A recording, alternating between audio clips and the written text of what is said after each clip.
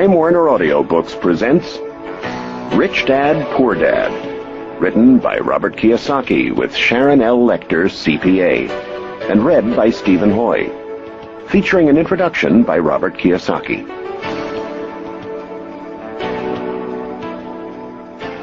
I had two fathers, a rich one and a poor one. One was highly educated and intelligent. He had a PhD and completed 4 years of undergraduate work in less than 2 years. The other father never finished the 8th grade. Both men were successful in their careers, working hard all their lives. Both earned substantial incomes, yet one struggled financially all his life.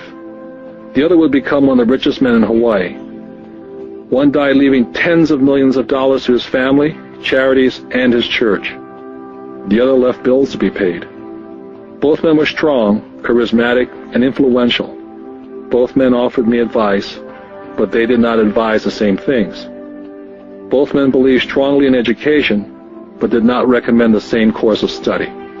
If I had had only one dad, I would have had to accept or reject his advice. Having two dads advising me offered me the choice of contrasting points of view, one of a rich man and one of a poor man. Instead of simply accepting or rejecting one or the other, I found myself thinking more, comparing, and then choosing for myself. The problem was, the rich man was not rich yet, and the poor man not yet poor. Both were just starting out in their careers, and both were struggling with money and families. But they had very different points of view about the subject of money. For example, one dad would say, "The love of money is the root of all evil." The other, "The lack of money is the root of all evil." As a young boy, having two strong fathers, both influencing me, was difficult. I wanted to be a good son and listen, but the two fathers did not say the same things. The contrast in their points of view, particularly where money was concerned, was so extreme that I grew curious and intrigued. I began to start thinking for long periods of time about what each was saying. Much of my private time was spent reflecting, asking myself questions such as, "Why does he say that?" And then asking the same question of the other dad's statement. It would have been much easier to simply say, "Yeah, he's right, I agree with that," or to simply reject the point of view by saying, "The old man doesn't know what he's talking about." Instead, having two dads whom I love forced me to think and ultimately choose a way of thinking for myself. As a process, choosing to think for myself turned out to be much more valuable in the long run, rather than simply accepting or rejecting a single point of view.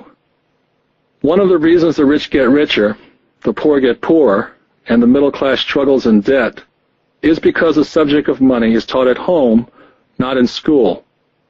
Most of us learn about money from our parents. So what can a poor parent tell their child about money? They simply say, "Stay in school and study hard." The child may graduate with excellent grades, but with a poor person's financial programming and mindset. It was learned while the child was young. Money is not taught in schools. Schools focus on scholastic and professional skills, but not financial skills. This explains how smart bankers, doctors, and accountants who earned excellent grades in school may still struggle financially all their lives. Our staggering national debt is due in large part to highly educated politicians and government officials making financial decisions with little or no training on the subject of money. I often look ahead to the new millennium and wonder what will happen when we have millions of people who will need financial and medical assistance. They will be dependent upon their families or the government for financial support. What will happen when Medicare and Social Security run out of money? How will a nation survive if teaching children about money continues to be left to parents, most of whom will be, or already are, poor? Because I had two influential fathers, I learned from both of them. I had to think about each dad's advice, and in doing so, I gained valuable insight into the power and effect of one's thoughts on one's life. For example, one dad had a habit of saying, "I can't afford it." The other dad forbade those words to be used. He insisted I say, "How can I afford it?" One is a statement, and the other is a question. One lets you off the hook, and the other forces you to think. My soon-to-be-rich dad would explain that by automatically saying the words, "I can't afford it," your brain stops working. By asking the question, "How can I afford it?" your brain is put to work. He did not mean buy everything you wanted. He was fanatical about exercising your mind, the most powerful computer in the world. My brain gets stronger every day because I exercise it. The stronger it gets, the more money I can make. He believed that automatically saying, "I can't afford it," was a sign of mental laziness. Although both dads worked hard, I noticed that one dad had a habit of putting his brain to sleep when it came to money matters, and the other had a habit of exercising his brain. The long-term result was that one dad grew stronger financially and the other grew weaker. It is not much different from a person who goes to the gym to exercise on a regular basis versus someone who sits on the couch watching television. Proper physical exercise increases your chances for health, and proper mental exercise increases your chances for wealth. Laziness decreases both health and wealth. My two dads had opposing attitudes in thought. One dad thought that the rich should pay more in taxes and take care of those less fortunate. The other said, taxes punish those who produce and reward those who don't produce. One dad recommended, study hard so you can find a good company to work for. The other recommended, study hard so you can find a good company to buy. One dad said, the reason I'm not rich is because I have you kids. The other said, the reason I must be rich is because I have you kids. One dad encouraged talking about money and business at the dinner table. The other forbade the subject of money to be discussed over a meal. One said, when it comes to money, play it safe and don't take risks. The other said, learn to manage risk. One believed, our home is our largest investment and our greatest asset. The other believed, my house is a liability, and if your house is your largest investment, you're in trouble. Both dads paid their bills on time, yet one paid his bills first, while the other paid his bills last. Being a product of two strong dads allowed me the luxury of observing the effects different thoughts have on one's life. I noticed that people really do shape their life through their thoughts. For example, my poor dad always said, I'll never be rich, and that prophecy became reality. My rich dad, on the other hand, always referred to himself as rich. He would say things like, I'm a rich man, and rich people don't do this. Even when he was flat broke, after a major financial setback, he continued to refer to himself as a rich man. He would cover himself by saying, there's a difference between being poor and being broke.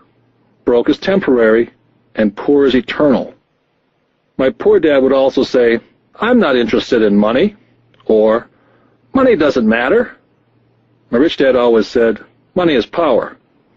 The power of our thoughts may never be measured or appreciated, but it became obvious to me as a young boy to be aware of my thoughts and how I expressed myself. I noticed that my poor dad was poor not because of the amount of money he earned, which was significant, but because of his thoughts and his actions. As a young boy, having two fathers, I became acutely aware of being careful which thoughts I chose to adopt as my own. Whom should I listen to? My rich dad or my poor dad? Although both men had tremendous respect for education and learning, they disagreed on what they thought was important to learn. One wanted me to study hard, earn a degree, and get a good job to work for money. He wanted me to study to become a professional, an attorney, or an accountant, or to go to business school for my MBA. The other encouraged me to study to be rich, to understand how money works, and learn how to have it work for me. I don't work for money, were the words he would repeat over and over. Money works for me. At the age of 9, I decided to listen to and learn from my rich dad about money. In doing so, I chose not to listen to my poor dad, even though he was the one with all the college degrees. Once I made up my mind whom to listen to, my education about money began. My rich dad taught me over a period of 30 years, until I was age 39. He stopped once he realized that I knew and fully understood what he had been trying to drum into my often thick skull. Money is one form of power, but what is more powerful is financial education.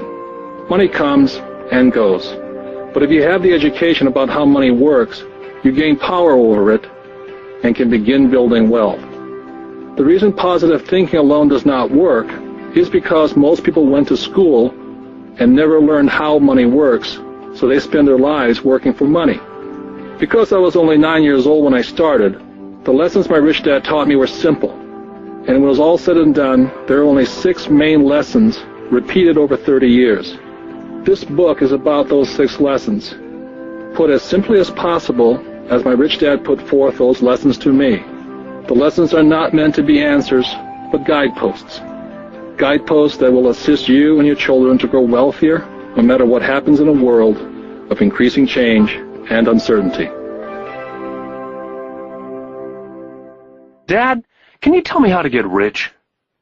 My dad put down the evening paper. Why do you want to get rich, son? Because today Jimmy's mom drove up in their new Cadillac and they were going to their beach house for the weekend.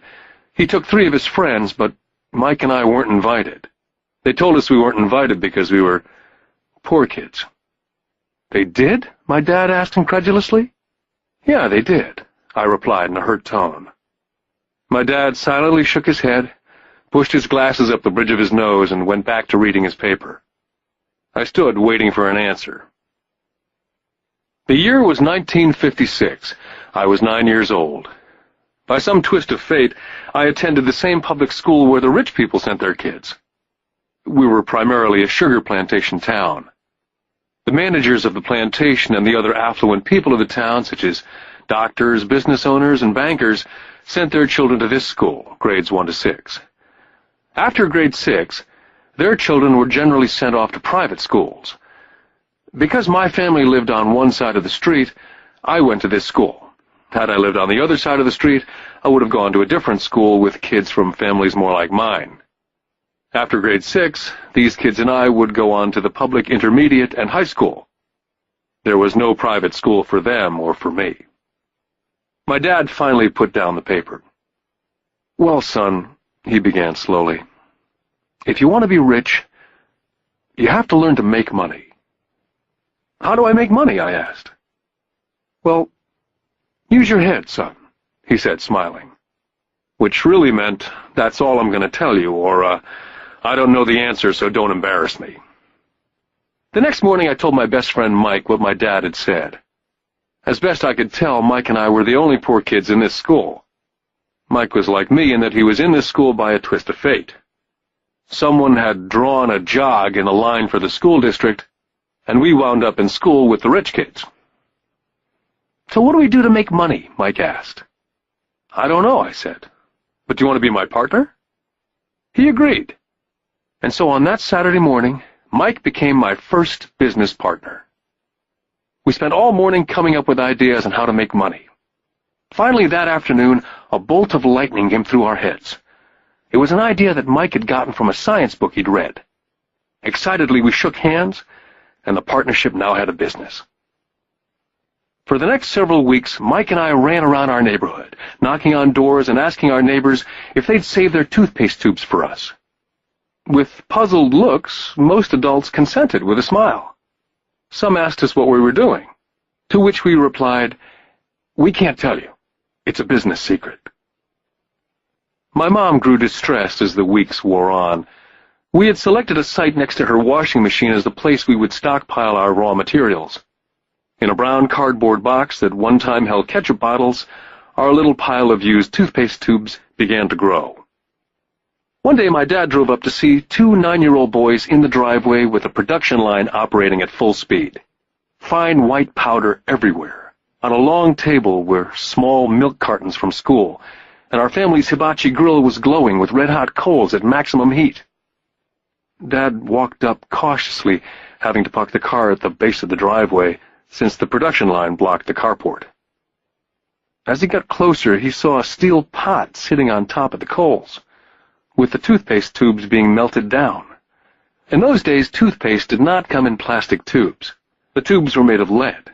So once the paint was burned off, the tubes were dropped in a small steel pot, melted until they became liquid, and with my mom's pot holders we were pouring the lead through a small hole in the top of the milk cartons. The milk cartons were filled with plaster of Paris.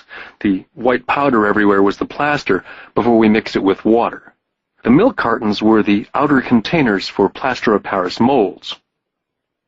My dad watched as we carefully poured the molten lead through a small hole in the top of the plaster of Paris cube. "What are you boys doing?" he asked with a cautious smile. "We're doing what you told me to do. We're going to be rich," I said. "Yep," said Mike, grinning and nodding his head. "We're partners." "And what is in those plaster molds?" Dad asked. "Watch," I said. "This should be a good batch." With a small hammer, I tapped at the seal that divided the cube in half. Cautiously, I pulled up the top half of the plaster mold, and a lead nickel fell out. "Oh, my God," my dad said. "You're casting nickels out of lead." "That's right," Mike said. "We're making money." My dad smiled and shook his head.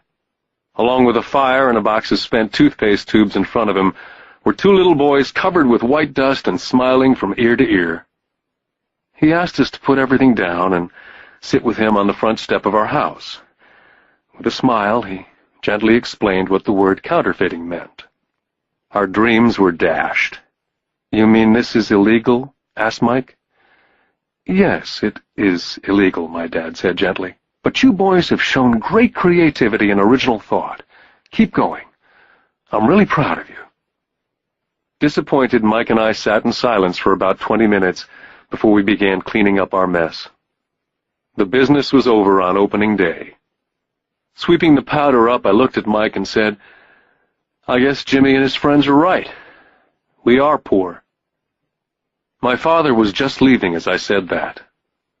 "Boys," he said, "you're only poor if you give up. The most important thing is that you did something. Most people only talk and dream of getting rich. You've done something. I'm very proud of the two of you. I will say it again. Keep going.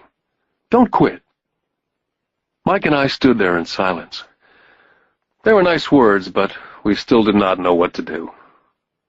"So how come you're not rich, Dad?" I asked. "Because I chose to be a school teacher. School teachers really don't think about being rich. We just like to teach. I wish I could help you, but I really don't know how to make money." Mike and I turned and continued our cleanup. "I know," said my dad. "If you boys want to learn how to be rich, don't ask me. Talk to your dad, Mike." "My dad?" asked Mike with a scrunched-up face. "Yeah, your dad," repeated my dad with a smile. "Your dad and I have the same banker, and he raves about your father. He's told me several times that your father is brilliant when it comes to making money. He seems to be building an empire, and I suspect in a few years he will be a very rich man." With that, Mike and I got excited again. With new vigor, we began cleaning up the mess caused by our now-defunct first business. As we were cleaning, we made plans on how and when to talk to Mike's dad. The problem was that Mike's dad worked long hours and often did not come home until late. His father owned warehouses, a construction company, a chain of stores, and 3 restaurants. It was the restaurants that kept him out late. Mike caught the bus home after we had finished cleaning up. He was going to talk to his dad when he got home that night and ask him if he would teach us how to become rich. Mike promised to call as soon as he talked to his dad, even if it was late. The phone rang at 8:30 p.m. Mike's dad had agreed to meet with Mike and me. At 7:30 Saturday morning, I caught the bus to the poor side of town. Michael and I met with his dad that morning at 8 o'clock. He was already busy and had been at work for more than an hour. His construction supervisor was just leaving in his pickup truck as I walked up to his simple, small, and tidy home. Mike met me at the door. "Dad's on the phone, and he said to wait on the back porch," Mike said as he opened the door. The old wooden floor creaked as I stepped across the threshold of this aging house. There was a cheap mat just inside the door. That mat was there to hide the years of wear from countless footsteps that the floor had supported. Although clean, it needed to be replaced. I felt claustrophobic as I entered the narrow living room, which was filled with old, musty, overstuffed furniture that today would be collector's items. Sitting on the couch were 2 women, a little older than my mom. Across from the women sat a man in workman's clothes. They smiled as Mike and I walked past them, heading for the kitchen, which led to the porch that overlooked the backyard. I smiled back shyly. Who are those people? I asked. Oh, they work for my dad. The older man runs his warehouses, and the women are the managers of the restaurants. And you saw the construction supervisor who's working on a road project about 50 miles from here. His other supervisor, who's building a tract of houses, had already left before you got here. Does this go on all the time? I asked. Not always, but quite often, said Mike, smiling as he pulled up a chair to sit down next to me. I asked him if he'd teach us to make money, Mike said. Oh? And what did he say to that? I asked with cautious curiosity. Well, he had a funny look on his face at first, and then he said he would make us an offer. Oh, I said, rocking my chair back against the wall. I sat there perched on two rear legs of the chair. Mike did the same thing. Suddenly, Mike's dad burst through the rickety screen door and onto the porch. Mike and I jumped to our feet, not out of respect, but because we were startled. Ready, boys? Mike's dad asked, as he pulled up a chair to sit down with us. We nodded our heads as we pulled our chairs away from the wall to sit in front of him. He was a big man, about 6 feet tall and 200 pounds. Mike says that you want to learn how to make money. Is that correct, Robert? I nodded my head quickly, but with a little intimidation. He had a lot of power behind his words and smile. Okay, here's my offer. I'll teach you, but I won't do it classroom style. You work for me, and I'll teach you. You don't work for me, I don't teach you. I can teach you faster if you work, and I'm wasting my time if you just want to sit and listen like you do in school. That's my offer. Take it or leave it. May I ask a question first? I asked. Nope, take it or leave it. I've got too much work to do to waste my time. If you can't make up your mind decisively, then you'll never learn to make money anyway. Take it, I said. Take it, said Mike. Good, said Mike's dad. Mrs. Martin will be by in 10 minutes. After I'm through with her, you ride with her to my superette, and you can begin working. I'll pay you 10 cents an hour, and you will work for 3 hours every Saturday. But I have a softball game today, I said. Mike's dad lowered his voice to a stern tone. Take it or leave it, he said. I'll take it, I replied, choosing to work and learn instead of playing softball. By 9 a.m. on a beautiful Saturday morning, Mike and I were working for Mrs. Martin. She was a kind and patient woman. She always said that Mike and I reminded her of her 2 sons who were grown and gone. Although kind, she believed in hard work, and she kept us working. She was a taskmaster. We spent 3 hours taking canned goods off the shelves, and with a feather duster, brushing each can to get the dust off, and then restacking them neatly. It was excruciatingly boring work. For 3 weeks, Mike and I reported to Mrs. Martin and worked our 3 hours. By noon, our work was over, and she dropped 3 little dimes in each of our hands.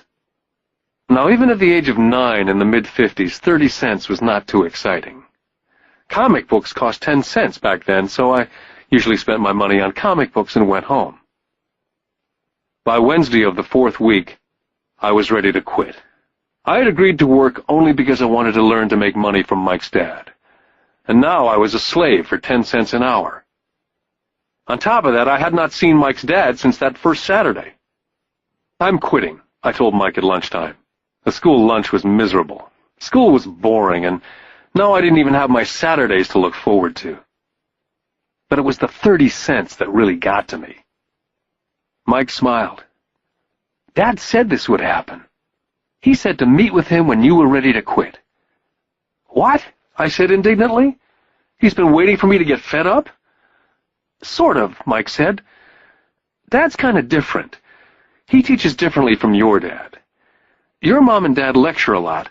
My dad is quiet and a man of few words. You just wait till this Saturday. I'll tell him you're ready. You mean I've been set up? No, not really, but maybe. Dad will explain on Saturday.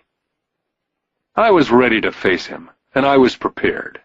Even my real dad was angry with him. My real dad, the one I call the poor one, thought that my rich dad was violating child labor laws and should be investigated. My educated dad told me to demand what I deserve, at least 25 cents an hour. My poor dad told me that if I didn't get a raise, I was to quit immediately. At 8 o'clock Saturday morning, I was going through the same rickety door of Mike's house. Take a seat and wait in line, Mike's dad said as I entered. He turned and disappeared into his little office next to a bedroom. I looked around the room and didn't see Mike anywhere. Feeling awkward, I cautiously sat down next to the same two women who were there 4 weeks earlier. They smiled and slid across the couch to make room for me. 45 minutes went by, and I was steaming. The two women had met with him and left 30 minutes earlier. An older gentleman was in there for 20 minutes and was also gone. The house was empty, and I sat out in his musty, dark living room on a beautiful, sunny Hawaiian day, waiting to talk to a cheapskate who exploited children. I could hear him rustling around in the office, talking on the phone and ignoring me. I was now ready to walk out, but for some reason I stayed. Finally, 15 minutes later, at exactly 9 o'clock, Rich Dad walked out of his office, said nothing, and signaled with his hand for me to enter his dingy office. "I understand you want to raise or you're going to quit," Rich Dad said as he swiveled in his office chair. "Well, you're not keeping your end of the bargain," I blurted out, nearly in tears. It was really frightening for a 9-year-old boy to confront a grown-up. "You said that you'd teach me if I worked for you." "Well, I've worked for you. I've worked hard. I've given up my baseball games to work for you, and you don't keep your word. You haven't taught me anything. You're a crook like everyone in town thinks you are. You're greedy. You want all the money and don't take care of your employees. You make me wait and don't show me any respect. I'm only a little boy, and I deserve to be treated better." Rich Dad rocked back in his swivel chair, hands up to his chin, somewhat staring at me. "Not bad," he said. "In less than a month you sound like most of my employees." "What?" I asked. Not understanding what he was saying, I continued with my grievance. "I thought you were going to keep up your end of the bargain and teach me. Instead, you want to torture me. That's cruel. That's really cruel." "I am teaching you," Rich Dad said quietly. "What have you taught me?" "Nothing," I said angrily. "You haven't even talked to me once since I agreed to work for peanuts. 10 cents an hour, huh? I should notify the government about you. We have child labor laws, you know. My dad works for the government, you know." "Wow," said Rich Dad. "Now you sound like most of the people who used to work for me. People I've either fired or they've quit." "So what do you have to say?" I demanded, feeling pretty brave for a little kid. "How do you know that I've not taught you anything?" asked Rich Dad calmly. "Well, you've never talked to me. I've worked for 3 weeks, and you've not taught me anything," I said with a pout. "Does teaching mean talking or a lecture?" Rich Dad asked. "Well, yes," I replied. "That's how they teach you in school," he said, smiling. "But that is not how life teaches you. And I would say that life is the best teacher of all. Most of the time, life does not talk to you, just sort of pushes you around. Each push is life saying, 'Wake up. There's something I want you to learn.'"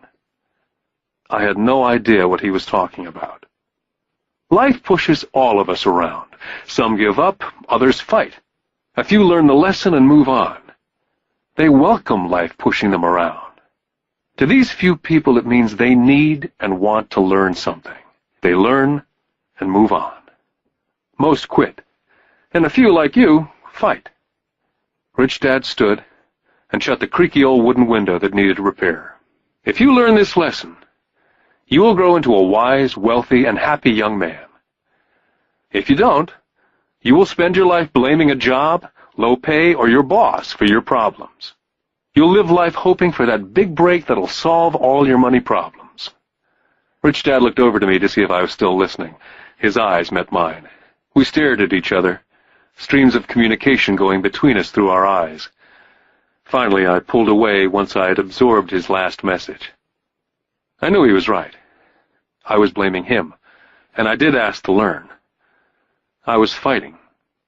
Rich Dad continued, "Or if you're the kind of person who has no guts, you just give up every time life pushes you. If you're that kind of person, you'll live all your life playing it safe, doing the right things, saving yourself for some event that never happens. Then you die a boring old man. You'll have lots of friends who'll really like you because you were such a nice, hard-working guy. You spent a life playing it safe, doing the right things. But the truth is, you let life push you into submission. Deep down, you were terrified of taking risks. You really wanted to win, but the fear of losing was greater than the excitement of winning. Deep inside, you, and only you, will know that you didn't go for it. You chose to play it safe." Our eyes met again. For 10 seconds we looked at each other, only pulling away once the message was received.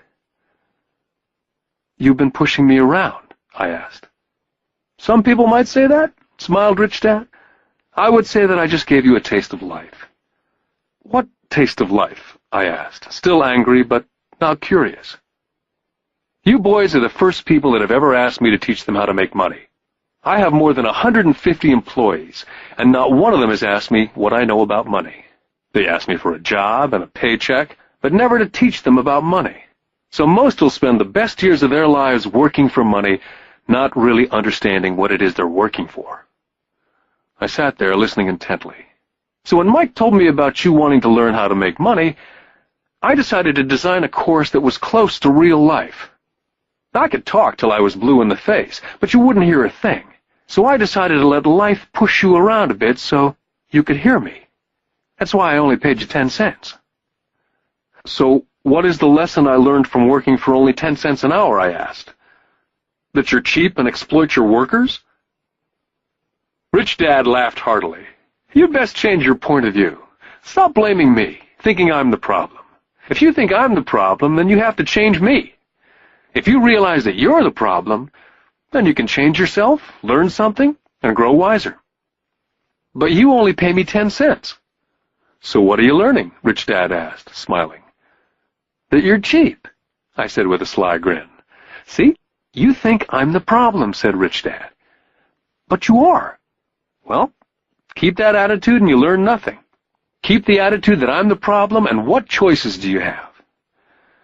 "Well, if you don't pay me more or show me more respect and teach me, I'll quit." "Well put," Rich Dad said. And that's exactly what most people do. They quit and go looking for another job, better opportunity, and higher pay, actually thinking that a new job or more pay will solve the problem. In most cases, it won't. "So what will solve the problem?" I asked. "Just take this measly 10 cents an hour and smile?" Rich Dad smiled. "That's what the other people do. Just accept a paycheck, knowing that they and their family will struggle financially. But that's all they do. Waiting for a raise, thinking that more money will solve the problem. Most just accept it, and some take a second job working harder, but again accepting a small paycheck." I sat staring at the floor, beginning to understand the lesson Rich Dad was presenting. I could sense it was the taste of life. Finally, I looked up and repeated the question. "So what will solve the problem?" "This," he said, tapping me gently on the head. "This stuff between your ears." It was at that moment that Rich Dad shared the pivotal point of view that separated him from his employees and my poor dad, and led him to eventually become one of the richest men in Hawaii, while my highly educated but poor dad struggled financially all his life. It was a singular point of view that made all the difference over a lifetime. Rich Dad said over and over this point of view, which I call lesson number 1. The rich don't work for money. On that bright Saturday morning, I was learning a completely different point of view from what I had been taught by my poor dad. At the age of 9, I grew aware that both dads wanted me to learn. Both dads encouraged me to study, but not the same things. My highly educated dad recommended that I do what he did. "Son, I want you to study hard, get good grades, so you can find a safe, secure job with a big company, and make sure it has excellent benefits." My rich dad wanted me to learn how money works, so I could make it work for me. These lessons I would learn through life with his guidance, not because of a classroom. My rich dad continued my first lesson. "I'm glad you got angry about working for 10 cents an hour. If you'd not gotten angry, and had gladly accepted it, I would have to tell you that I could not teach you. You see, true learning takes energy, passion, a burning desire. Anger is a big part of that formula, for passion is anger and love combined. When it comes to money, most people want to play it safe and feel secure, so passion does not direct them, fear does." "So is that why they'll take a job with low pay?" I asked. "Yes," said Rich Dad. "Some people say I exploit people because they don't pay as much as the sugar plantation or the government. I say people exploit themselves. It's their fear, not mine. But don't you feel you should pay them more? I asked. I don't have to. And besides, more money will not solve the problem. Just look at your dad. He makes a lot of money and he still can't pay his bills. Most people, given more money, only get into more debt. So that's why the 10 cents an hour, I said, smiling. It's a part of the lesson. That's right, smiled Rich Dad. You see, your dad went to school and got an excellent education so he could get a high-paying job, which he did. But he still has money problems because he never learned anything about money at school. On top of that, he believes in working for money. And you don't? I asked. No, not really, said Rich Dad. If you want to learn to work for money, then stay in school. That's a great place to learn to do that. But if you want to learn how to have money work for you, then I will teach you that. But only if you want to learn.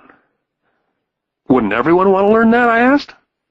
No, said Rich Dad, simply because it's easier to learn to work for money, especially if fear is your primary emotion when the subject of money is discussed. I don't understand, I said with a frown. Well, don't worry about that for now. Just know that it's fear that keeps most people working at a job. The fear of not paying their bills, the fear of being fired, the fear of not having enough money, the fear of starting over. That's the price of studying to learn a profession or trade and then working for money. Most people become a slave to money and then get angry at their boss. Learning to have money work for you is a completely different course of study, I asked. Absolutely, Rich Dad answered. Absolutely. We sat in silence. My friends would have been just starting their Little League baseball game. But for some reason I was now thankful I'd decided to work for 10 cents an hour. I sensed that I was about to learn something my friends would not learn in school. Ready to learn? Asked Rich Dad. Absolutely, I said with a grin. I've kept my promise. I've been teaching you from afar, my Rich Dad said. At 9 years old, you've gotten a taste of what it feels like to work for money. Just multiply your last month by 50 years, and you'll have an idea of what most people spend their life doing. I don't understand, I said. How did you feel waiting in line to see me? Once to get hired and once to ask for more money. Terrible, I said.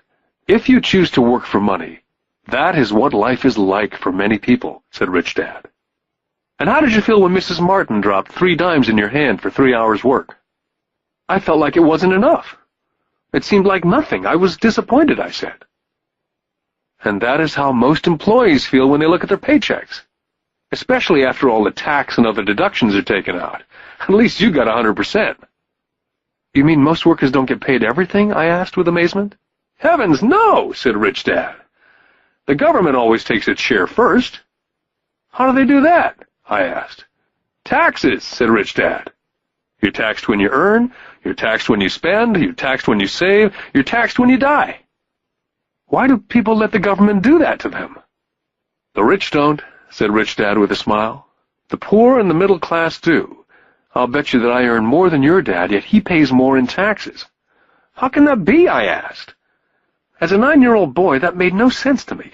Why would someone let the government do that to them? Rich Dad sat there in silence. I guess he wanted me to listen instead of jabber away at the mouth. Finally, I calmed down.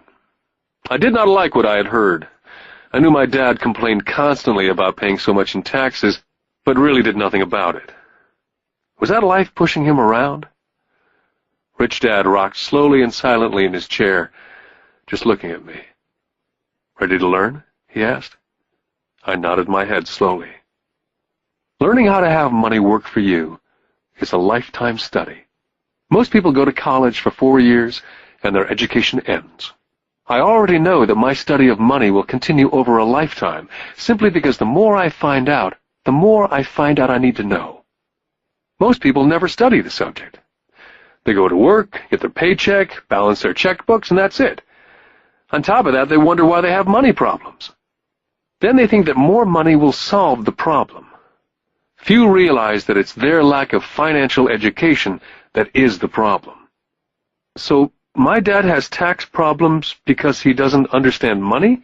I asked, confused. Look, said Rich Dad, Taxes are just one small section on learning how to have money work for you.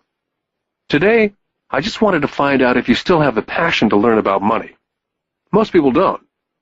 They want to go to school, learn a profession, have fun at their work, and earn lots of money. One day they wake up with big money problems, and then they can't stop working. That's the price of only knowing how to work for money, instead of studying how to have money work for you. So, do you still have the passion to learn? Asked Rich Dad. I nodded my head. Good, said Rich Dad. Now get back to work. This time I will pay you nothing. What? I asked in amazement. You heard me. Nothing. You'll work the same 3 hours every Saturday, but this time you will not be paid 10 cents an hour. You said you wanted to learn to not work for money, so I'm not going to pay you anything. I couldn't believe what I was hearing. I've already had this conversation with Mike.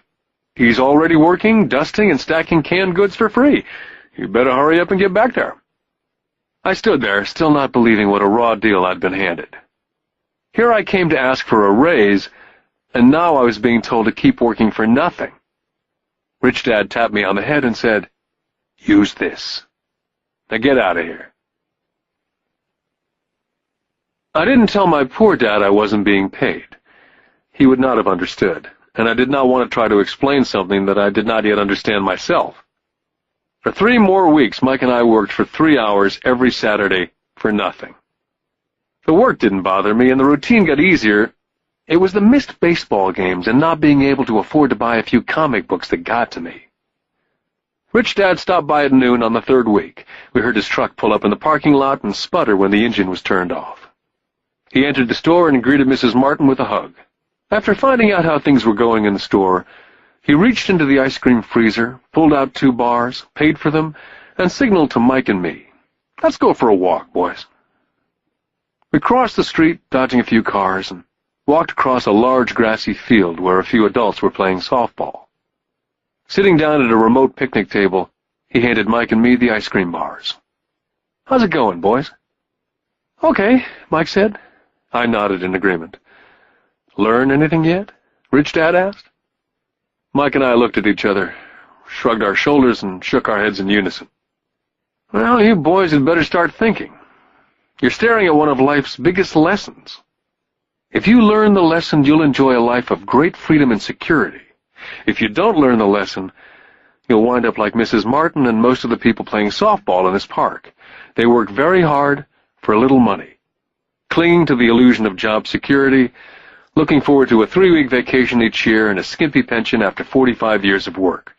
Now, if that excites you, I'll give you a raise to 25 cents an hour."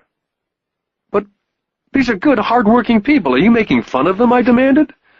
A smile came over Rich Dad's face. "Mrs. Martin's like a mother to me, and I would never be that cruel. I may sound cruel because I'm doing my best to point something out to the 2 of you. I want to expand your point of view so you can see something most people never have the benefit of seeing because their vision is too narrow. Most people never see the trap they're in." Mike and I sat there uncertain of his message. He sounded cruel, yet we could sense he was desperately wanting us to know something. With a smile, Rich Dad said, "Doesn't that 25 cents an hour sound good? Doesn't that make your heart beat a little faster?" I shook my head no, but it really did. 25 cents an hour would be big bucks to me. "Okay, I'll pay you $1 an hour," Rich Dad said with a sly grin.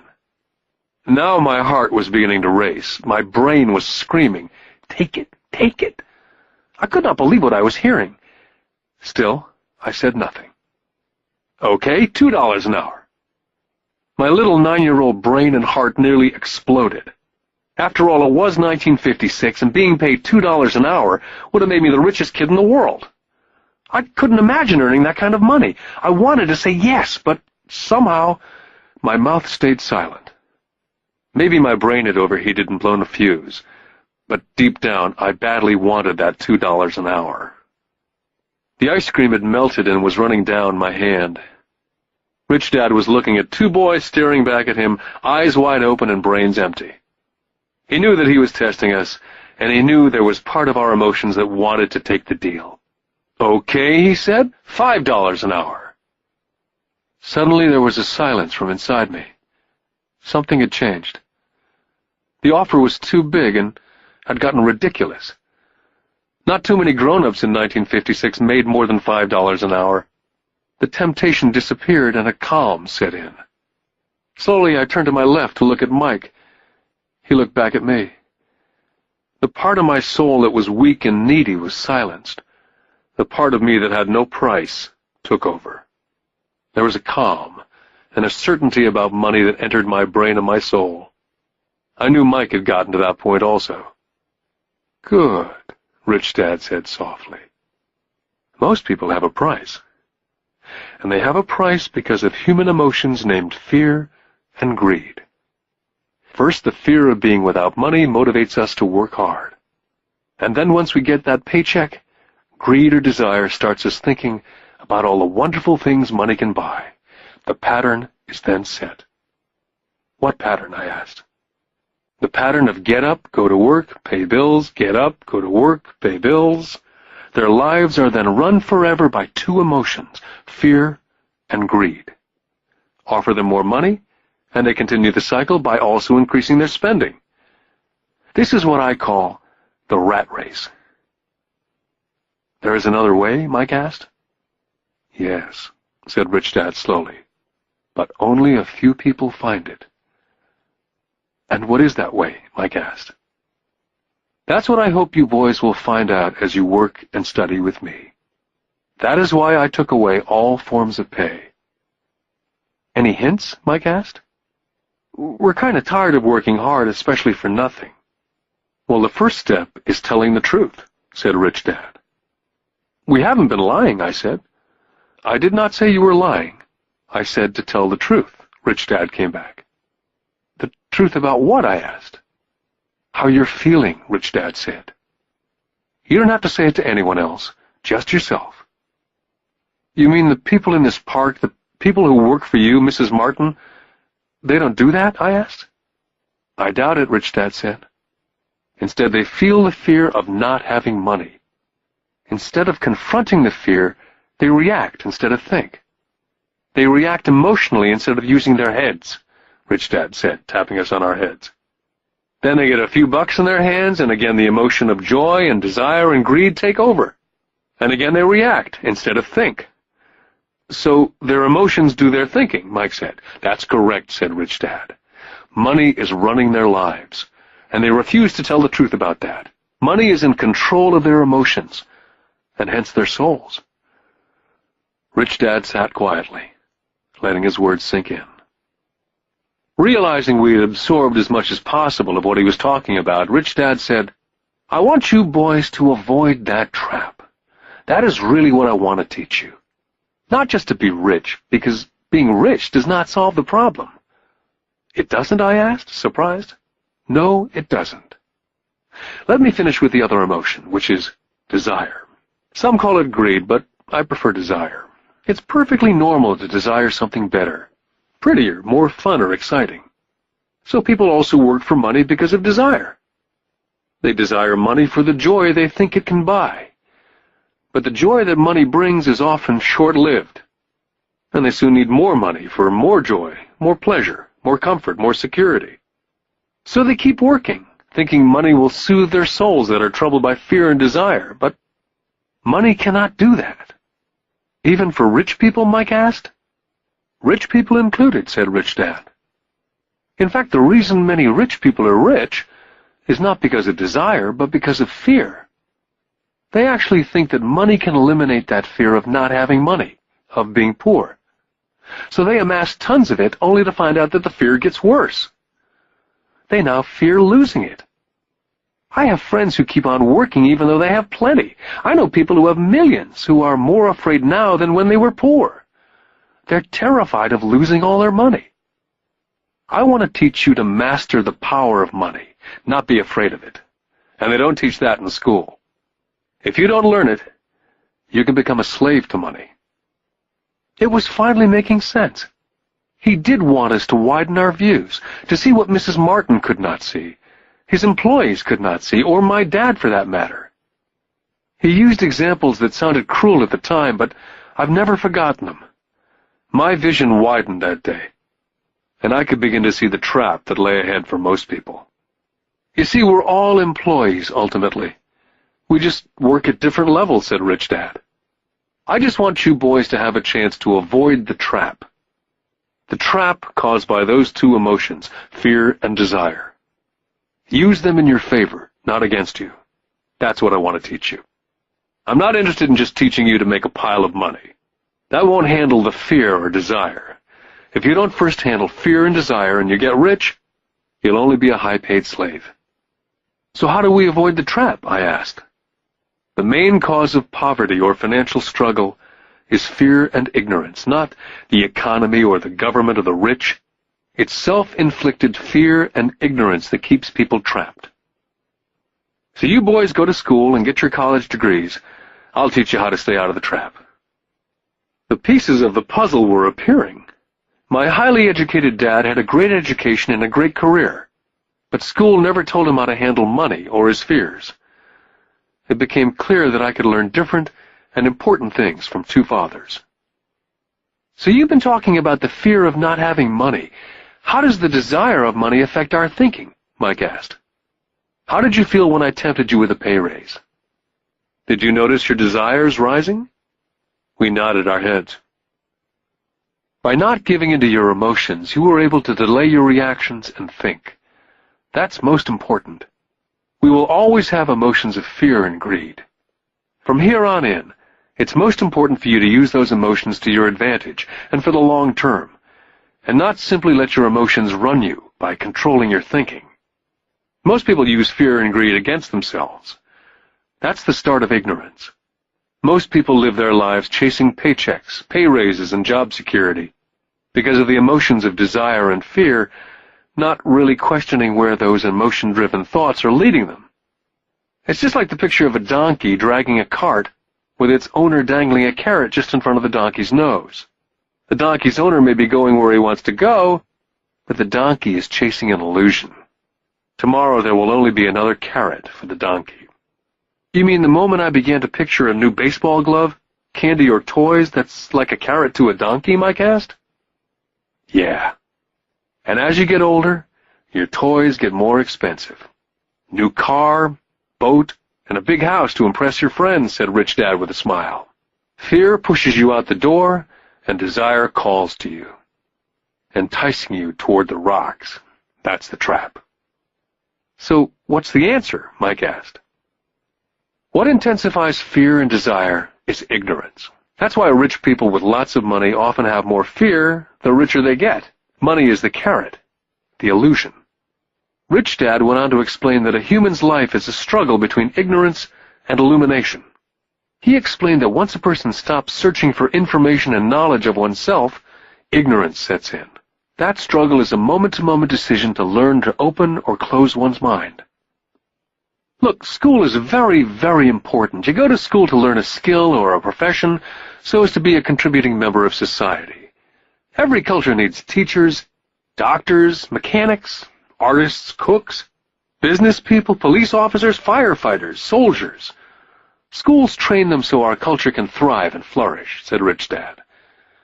Unfortunately for many people, school is the end, not the beginning.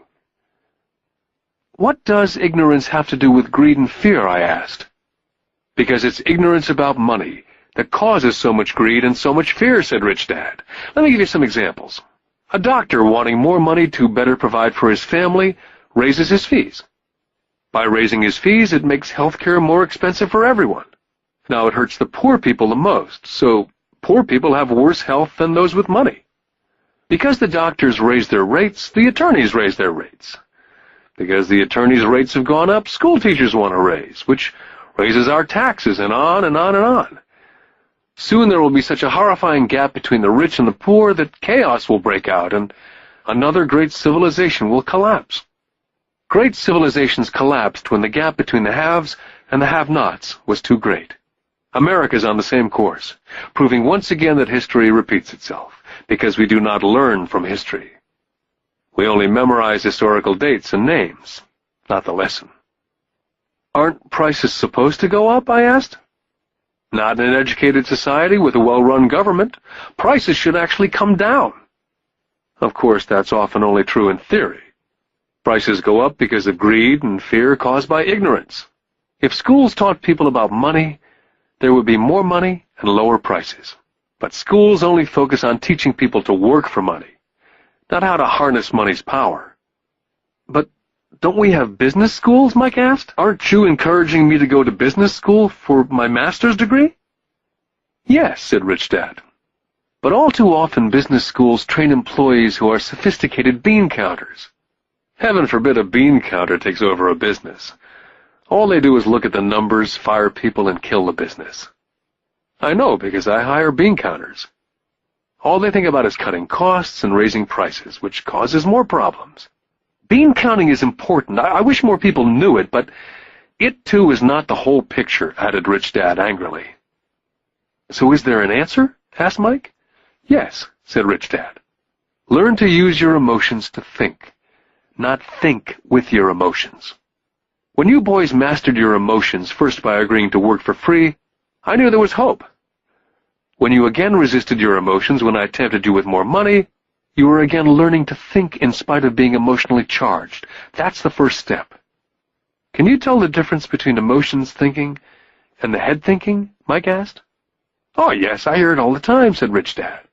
I hear things like, well, everyone has to work, or the rich are crooks, or I'll get another job, I deserve this raise. You can't push me around, or I like this job because it's secure.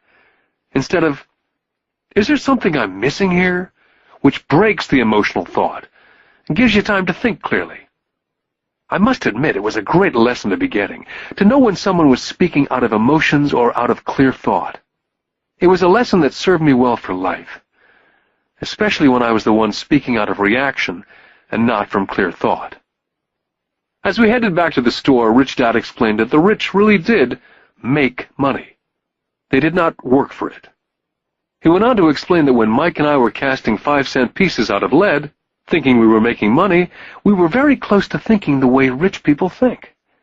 The problem was that it was illegal for us to do it. Rich Dad went on to explain that the rich know that money is an illusion, truly like the carrot for the donkey.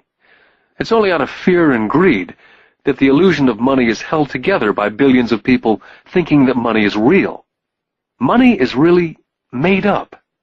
It was only because of the illusion of confidence and the ignorance of the masses that the house of cards stood standing. In fact, he said, in many ways the donkey's carrot was more valuable than money. As he climbed into his pickup truck outside of his little convenience store, he said, "Keep working, boys. But the sooner you forget about needing a paycheck, the easier your adult life will be. Keep using your brain. Work for free.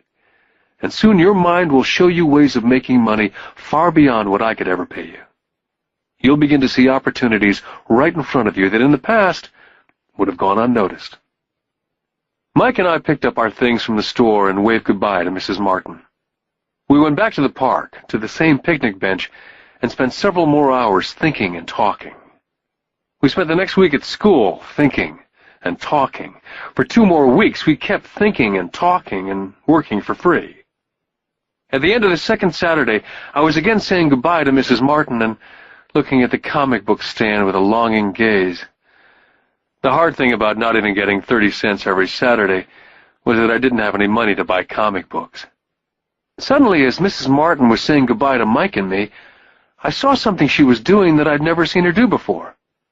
I mean, I'd seen her do it, but I never took notice of it. Mrs. Martin was cutting the front page of the comic book in half. She was keeping the top half of the comic book cover and throwing the rest of the comic book into a large brown cardboard box. When I asked her what she did with the comic book, she said, "I throw them away. I give the top half of the cover back to the comic book distributor for credit when he brings in the new comics. He's coming in an hour." Mike and I waited for an hour. Soon the distributor arrived, and I asked him if we could have the comic books, to which he replied, "You can have them if you work for this store and do not resell them." Our partnership was revived. Mike's mom had a spare room in the basement that no one used. We cleaned it out and began piling hundreds of comic books in that room. Soon our comic book library was open to the public. We hired Mike's younger sister, who loved to study, to be head librarian. She charged each child 10 cents admission to the library, which was open from 2:30 to 4:30 p.m. every day after school. The customers, the children of the neighborhood, could read as many comics as they could in 2 hours. It was a bargain for them, since a comic cost 10 cents each, and they could read 5 or 6 in 2 hours. Mike's sister would check the kids as they left to make sure they weren't borrowing any comic books. She also kept the books, logging in how many kids showed up each day, who they were, and any comments they might have. Mike and I averaged $9.50 per week over a 3-month period. We paid his sister $1 a week and allowed her to read the comics for free, which she rarely did since she was always studying. Mike and I kept our agreement by working in the store every Saturday and collecting all the comic books from the different stores. We kept our agreement to the distributor by not selling any comic books. We burned them once they got too tattered. We tried opening a branch office, but we could never quite find someone as dedicated as Mike's sister we could trust. At an early age, we found out how hard it was to find good staff. 3 months after the library first opened, a fight broke out in the room. Some bullies from another neighborhood pushed their way in and started it. Mike's dad suggested we shut down the business. So our comic book business was shut down, and we stopped working on Saturdays at the convenience store. Anyway, Rich Dad was excited because he had new things he wanted to teach us. He was happy because we'd learned our first lesson so well. We'd learned to have money work for us. By not getting paid for our work at the store, we were forced to use our imaginations to identify an opportunity to make money. By starting our own business, the comic book library, we were in control of our own finances, not dependent on an employer. The best part was that our business generated money for us, even when we weren't physically there. Our money worked for us. Instead of paying us money, Rich Dad had given us so much more. Lesson 2. Why Teach Financial Literacy? In 1990, my best friend Mike took over his father's empire and is in fact doing a better job than his dad did. We see each other once or twice a year on the golf course. He and his wife are wealthier than you could imagine. Rich Dad's empire is in great hands, and Mike is now grooming his son to take his place, as his dad groomed us. In 1994, I retired at the age of 47, and my wife Kim was 37. Retirement does not mean not working. To my wife and me, it means that, barring unforeseen cataclysmic changes, we can work or not work, and our wealth grows automatically, staying way ahead of inflation. I guess it means freedom. The assets are large enough to grow by themselves. It's like planting a tree. You water it for years, and then one day it doesn't need you anymore. Its roots have gone down deep enough.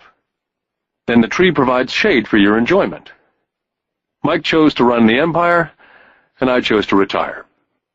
Whenever I speak to groups of people, they often ask what I would recommend, or what could they do?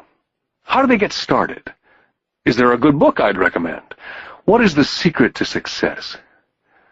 I simply say to them what my rich dad said back to me when I was a little kid. If you want to be rich, you need to be financially literate. That idea was drummed into my head every time we were together.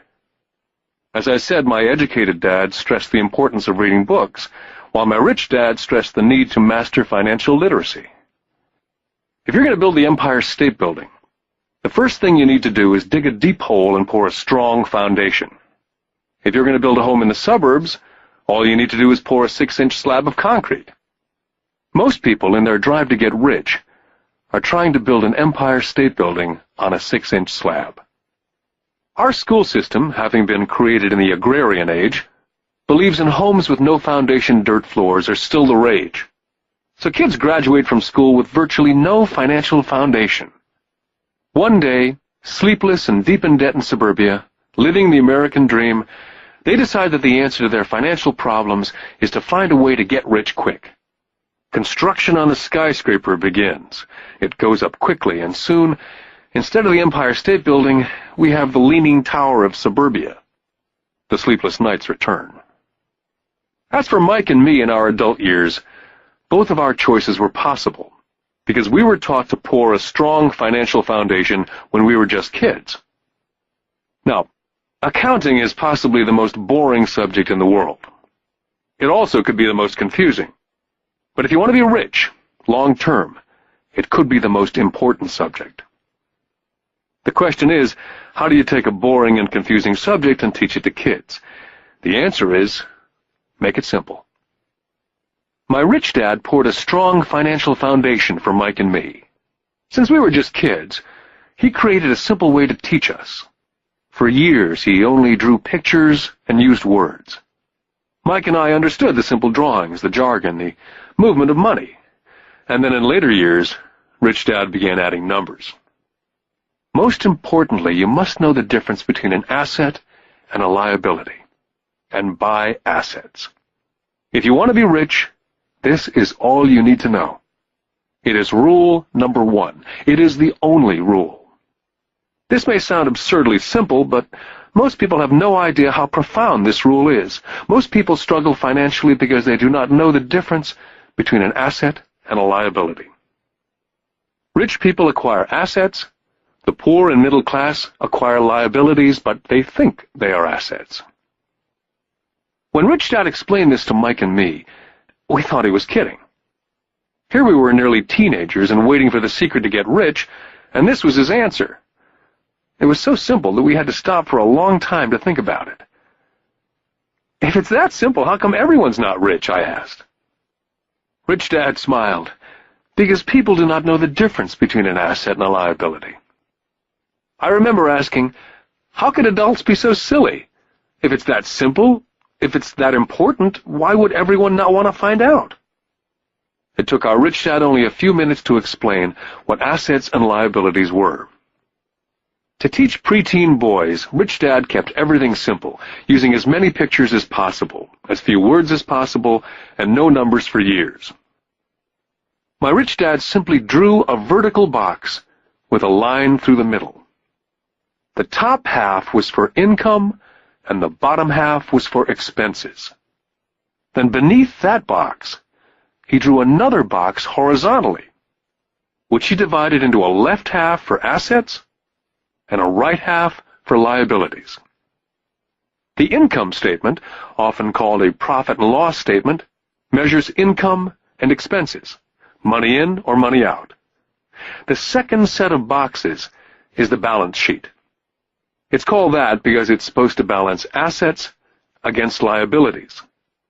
That relationship is vital to understand. The primary cause of financial struggle is simply not knowing the difference between an asset and a liability. The cause of the confusion is found in the definition of the two words. If you want a lesson in confusion, simply look up the words asset and liability in the dictionary. So my Rich Dad simply told two young boys the following. An asset is something that puts money in my pocket. A liability is something that takes money out of my pocket. This is really all you need to know. If you want to be rich, simply spend your life buying assets.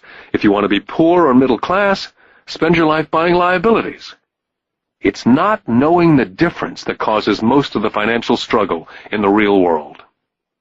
My Rich Dad then drew 3 arrows on his diagram. He explained, the arrow represents the flow of cash, or cash flow. In 80% of most families, the financial story is a story of working hard in an effort to get ahead. It's not because they don't make money, but because they spend their lives buying liabilities instead of assets. The first arrow showed the cash flow pattern of a poor person, or a young person still at home. The arrow goes into the income box from a job or salary. It then continues into the expense box. Expenses include taxes, rent, and everyday living expenses. It flows out the expense box and is gone. The second arrow Rich Dad drew represented the cash flow pattern of a middle-class person. The arrow flows from a job into the income box. It then flows into the liabilities box. Most middle-class people acquire many liabilities, such as a mortgage, a car loan, and credit card debt. From the liabilities box, it flows to the expense box, where the monthly payments are made for the liabilities as well as taxes and living expenses. From there it flows out the expense box and is gone. The third arrow is the pattern of a wealthy person. This arrow simply flows from the asset box into the income box. The cash flow is not generated by a job or salary, but by assets. Remember, assets are things that put money in your pocket. Additionally, the rich have few expenses and liabilities, or if they do, those liabilities are more than covered by their assets. Examples such as these are oversimplified. Everyone has living expenses, the need for food, shelter, and clothing. The diagrams Rich Dad drew show the flow of cash through a poor, middle class, or wealthy person's life. It's the cash flow that tells the story. It's the story of how a person handles their money, what they do after they get the money in their hand. I cringe whenever I hear people ask me how to get rich quicker. Or how do they start? I often hear, I'm in debt, so I need to make more money. But more money will often not solve the problem. In fact, it may actually accelerate the problem. Money often makes obvious our tragic human flaws. Money often puts a spotlight on what we do not know. That's why, all too often, a person who comes into a sudden windfall of cash, let's say an inheritance, a pay raise, or lottery winnings, soon returns to the same financial mess, if not worse than the mess they were in before they received the money. Money only accentuates the cash flow pattern running in your head. If your pattern is to spend everything you get, most likely an increase in cash will just result in an increase in spending. Thus the saying, a fool and his money is one big party.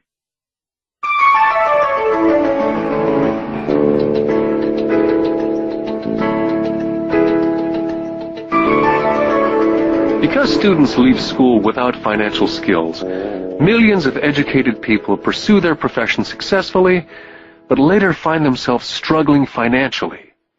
They work harder but don't get ahead. What's missing from their education is not how to make money, but how to spend money. What to do after you make it. It's called financial aptitude. What to do with the money once you make it, how to keep people from taking it from you, how long you keep it, and how hard that money works for you. Most people cannot tell why they struggle financially because they don't understand cash flow. A person can be highly educated, professionally successful, and financially illiterate.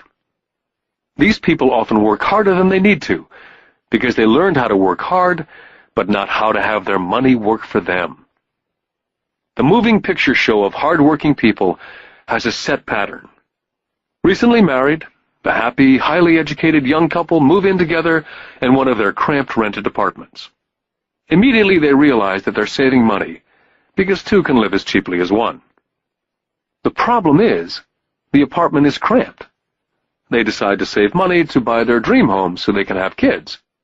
They now have two incomes, and they begin to focus on their careers. Their incomes begin to increase. As their incomes go up, their expenses go up as well, so there is little or no money to flow into the asset box. This means the only income they get comes from their jobs. The number one expense for most people is taxes. Many people think it's income tax, but for most Americans, their highest tax is Social Security. As an employee, it appears as if the Social Security tax, combined with the Medicare tax rate, is roughly 7.5%. But it's really 15%, since the employer must match the Social Security amount. In essence, it is money the employer cannot pay you. On top of that, you still have to pay income tax on the amount deducted from your wages for Social Security tax. Income you never receive because it went directly to Social Security through withholding. Then their liabilities go up. This is best demonstrated by going back to the young couple. As a result of their incomes going up, they decide to go out and buy the house of their dreams.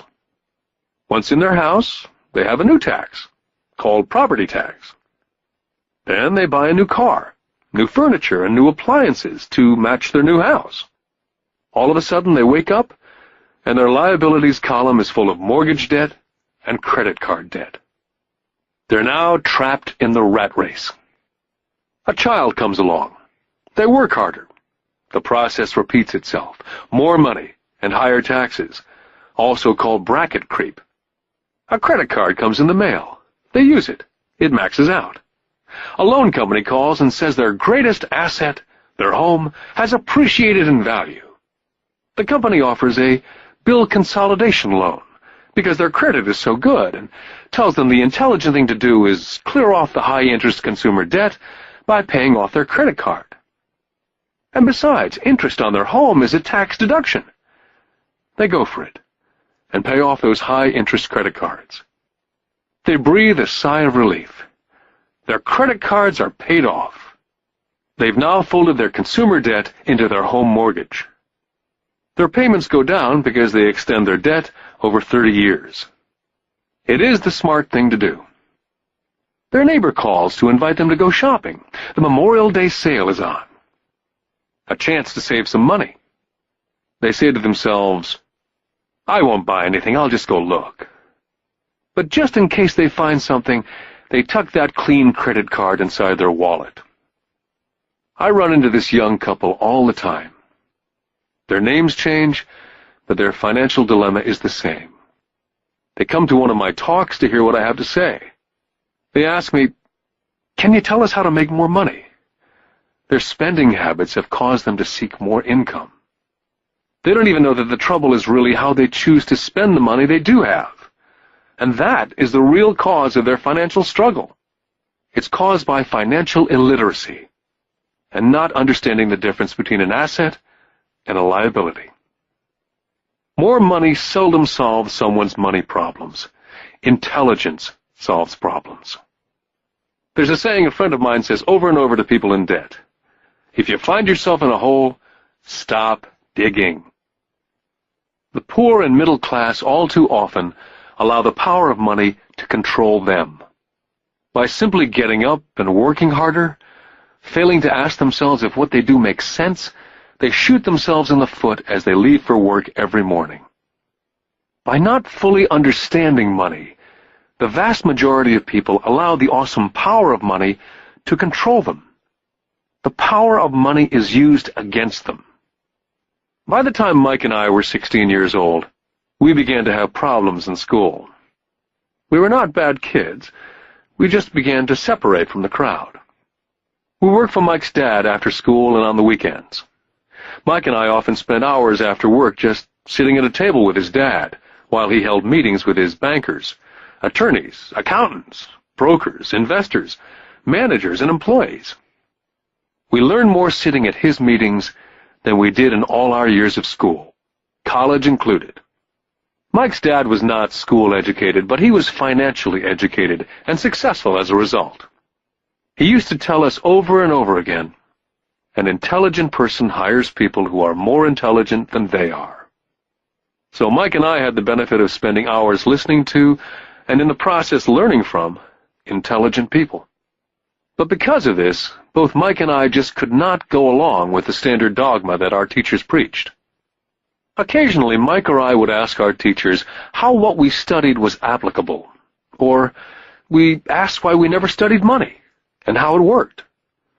To the latter question, we often got the answer that money was not important, that if we excelled in our education, the money would follow. The more we knew about the power of money, the more distant we grew from the teachers and our classmates. My highly educated dad never pressured me about my grades. I often wondered why, but we did begin to argue about money. By the time I was 16, I probably had a far better foundation with money than both my mom and dad. I could keep books. I listened to tax accountants, corporate attorneys, bankers, real estate brokers, investors, and so forth. My dad talked to teachers. One day, my dad was telling me why our home was his greatest investment. A not too pleasant argument took place when I showed him why I thought a house was not a good investment. The argument illustrated the difference in perception between my rich dad and my poor dad when it came to their homes. Poor dad thought his house was an asset and listed it in the asset box. and the rich dad thought it was a liability and put his home in the liability box. I remember when I drew a diagram for my dad showing him the direction of cash flow. I also showed him the ancillary expenses that went along with owning the home. A bigger home meant bigger expenses, and the cash flow kept going out through the expense column. Today I am still challenged on the idea of a house not being an asset. And I know that for many people, it's their dream as well as their largest investment. And owning your own home is better than nothing. I simply offer an alternate way of looking at this popular dogma. My wife and I would love a bigger, more flashy house to impress the Joneses, but we know it is not an asset. It's a liability since it takes money out of our pocket. So here's the argument I put forth. I really do not expect most people to agree with it because a nice home is an emotional thing. And when it comes to money, high emotions tend to lower financial intelligence.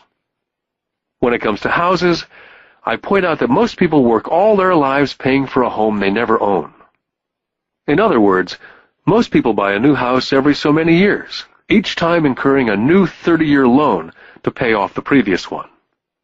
Even though people receive a tax deduction for interest on mortgage payments, they pay for all their other expenses with after-tax dollars, even after they pay off their mortgage. Then there are property taxes. My wife's parents were shocked when the property taxes on their home went to $1,000 a month. This was after they'd retired, so the increase put a strain on their retirement budget, and they felt forced to move. Also, houses do not always go up in value. I still had friends who owe $1 million for a home that will today sell for only $700,000. Finally, the greatest losses of all are those from missed opportunities. If all your money is tied up in your house, you may be forced to work harder because your money continues blowing out of the expense column instead of adding to the asset column. The classic middle-class cash flow pattern. If a young couple would put more money into their asset column early on, their later years would get easier, especially as they prepared to send their children to college. Their assets would have grown and would be available to help cover expenses. All too often, a house only serves as a vehicle for incurring a home equity loan to pay for mounting expenses. In summary, the end result in making a decision to own a house that is too expensive in lieu of starting an investment portfolio early on impacts an individual in at least the following 3 ways.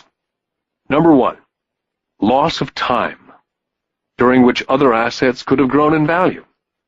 Number 2, loss of additional capital, which could have been invested instead of paying for high-maintenance expenses related directly to the home. Number 3, loss of education. Too often people count their house, savings, and retirement plan as all they have in their asset column. Because they have no money to invest, they simply do not invest. This costs them investment experience. Most never become what the investment world calls a sophisticated investor. And the best investments are usually first sold to sophisticated investors, who then turn around and sell them to the people playing it safe. My educated dad's personal financial statement best demonstrates the life of someone in the rat race. His expenses seem to always keep up with his income, never allowing him to invest in assets.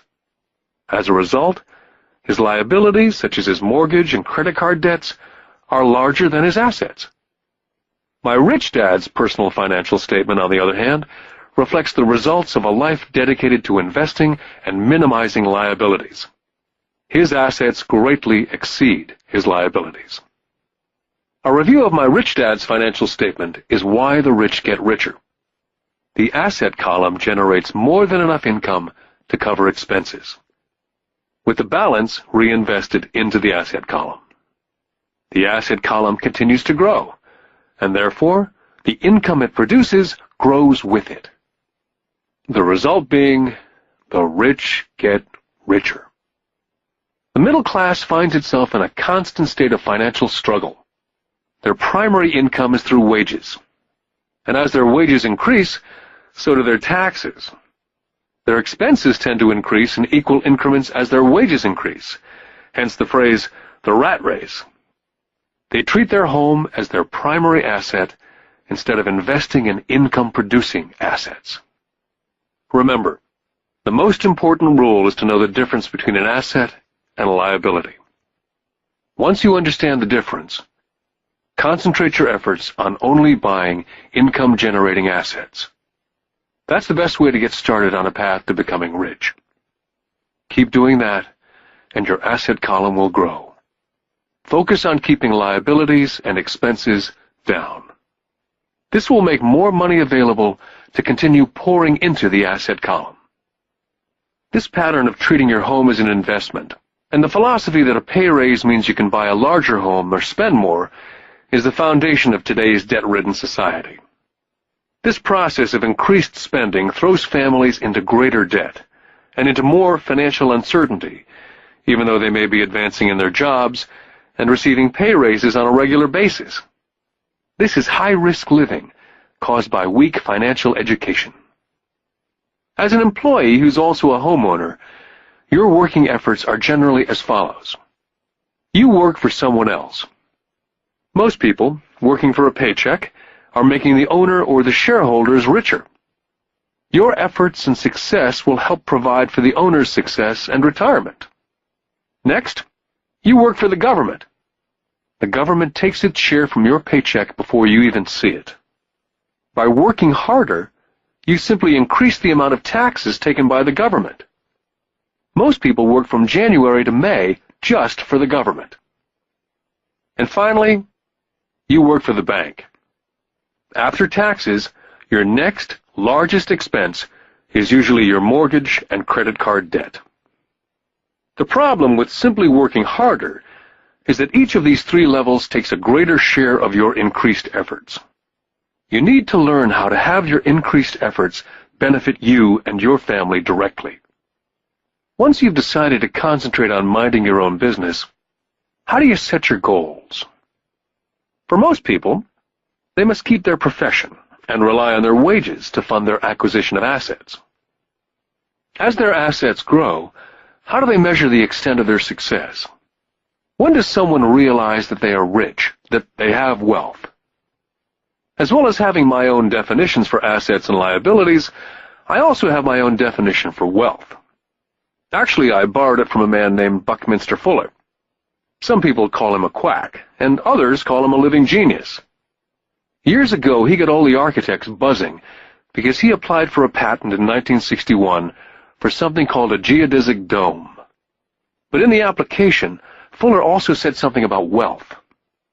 It was pretty confusing at first, but after reading it for a while, it began to make some sense. Wealth is a person's ability to survive so many number of days forward. Or, if I stopped working today, how long could I survive? Unlike net worth, the difference between your assets and liabilities, which is often filled with a person's expensive junk and opinions of what things are worth, this definition creates the possibility for developing a truly accurate measurement. I could now measure and really know where I was in terms of my goal to become financially independent. Although net worth often includes these non-cash producing assets like stuff you bought that now sits in your garage, wealth measures how much money your money is making, and therefore your financial survivability. Wealth is the measure of the cash flow from the asset column compared with the expense column. Let's use an example. Let's say I have a cash flow from my asset column of $1,000 a month, and I have monthly expenses of $2,000. What's my wealth? Let's go back to Buckminster Fuller's definition. Using his definition, how many days forward can I survive? And let's assume a 30-day month. By that definition, I have enough cash flow for half a month. When I have achieved $2,000 a month cash flow from my assets, then I will be wealthy. I now have income generated from assets each month that fully covers my monthly expenses. If I want to increase my expenses, I first must increase my cash flow from assets to maintain this level of wealth. take notice that it's at this point that I am no longer dependent on my wages. I have focused on and been successful in building an asset column that's made me financially independent. If I quit my job today, I would be able to cover my monthly expenses with the cash flow from my assets. My next goal would be to have the excess cash flow from my assets reinvested into the asset column. The more money that goes into my asset column, the more my asset column grows. The more my assets grow, the more my cash flow grows. And as long as I keep my expenses less than the cash flow from these assets, I will grow richer, with more and more income from sources other than my physical labor. As this reinvestment continues, I am well on my way to being rich. The actual definition of rich is in the eye of the beholder. You can never be too rich. Just remember this simple observation. The rich buy assets, the poor only have expenses. The middle class buys liabilities they think are assets. So how do I start minding my own business? What's the answer? Listen to the founder of McDonald's. Lesson 3. Mind your own business. In 1974, Ray Kroc, the founder of McDonald's, was asked to speak at the MBA class at the University of Texas at Austin. A dear friend of mine, Keith Cunningham, was a student in that MBA class. After a powerful and inspiring talk, the class adjourned, and the students asked Ray if he would join them at their favorite hangout to have a few beers. Ray graciously accepted. "What business am I in?" Ray asked, once the group had all their beers in hand. "Everyone laughed," said Keith. Most of the MBA students thought Ray was just fooling around. No one answered, so Ray asked the question again. "What business do you think I'm in?" And the students laughed again. And finally one brave soul yelled out, "Ray, who in the world does not know that you're in the hamburger business?" Ray chuckled. "That's what I thought you'd say." He paused, and then quickly said, "Ladies and gentlemen, I'm not in the hamburger business. My business is real estate." McDonald's today is the largest single owner of real estate in the world, owning even more than the Catholic Church. Today, McDonald's owns some of the most valuable intersections and street corners in America, as well as in other parts of the world. Keith said it was one of the most important lessons in his life.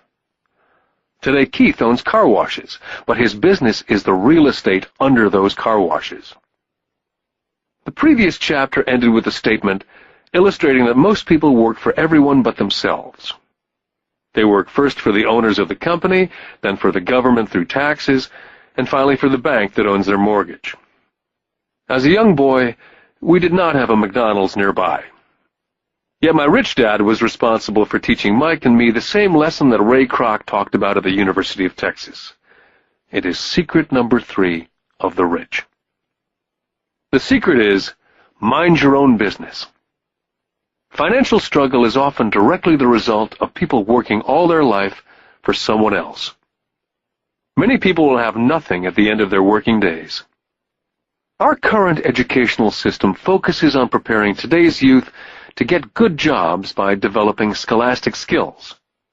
Their lives will revolve around their wages, or, as described earlier, their income column. And after developing scholastic skills, they go on to higher levels of schooling to enhance their professional abilities. They study to become engineers, scientists, cooks, police officers, artists, writers, and so on. These professional skills allow them to enter the workforce and work for money. There's a big difference between your profession and your business. Often I ask people, "What's your business?" And they will say, "Oh, I'm a banker." Then I ask them if they own the bank. And they usually respond, "No, I work there." In that instance, they've confused their profession with their business. Their profession may be a banker, but they still need their own business. Ray Kroc was clear on the difference between his profession and his business. His profession was always the same. He was a salesman. At one time he sold mixers for milkshakes, and soon thereafter he was selling hamburger franchises. But while his profession was selling hamburger franchises, his business was the accumulation of income-producing real estate.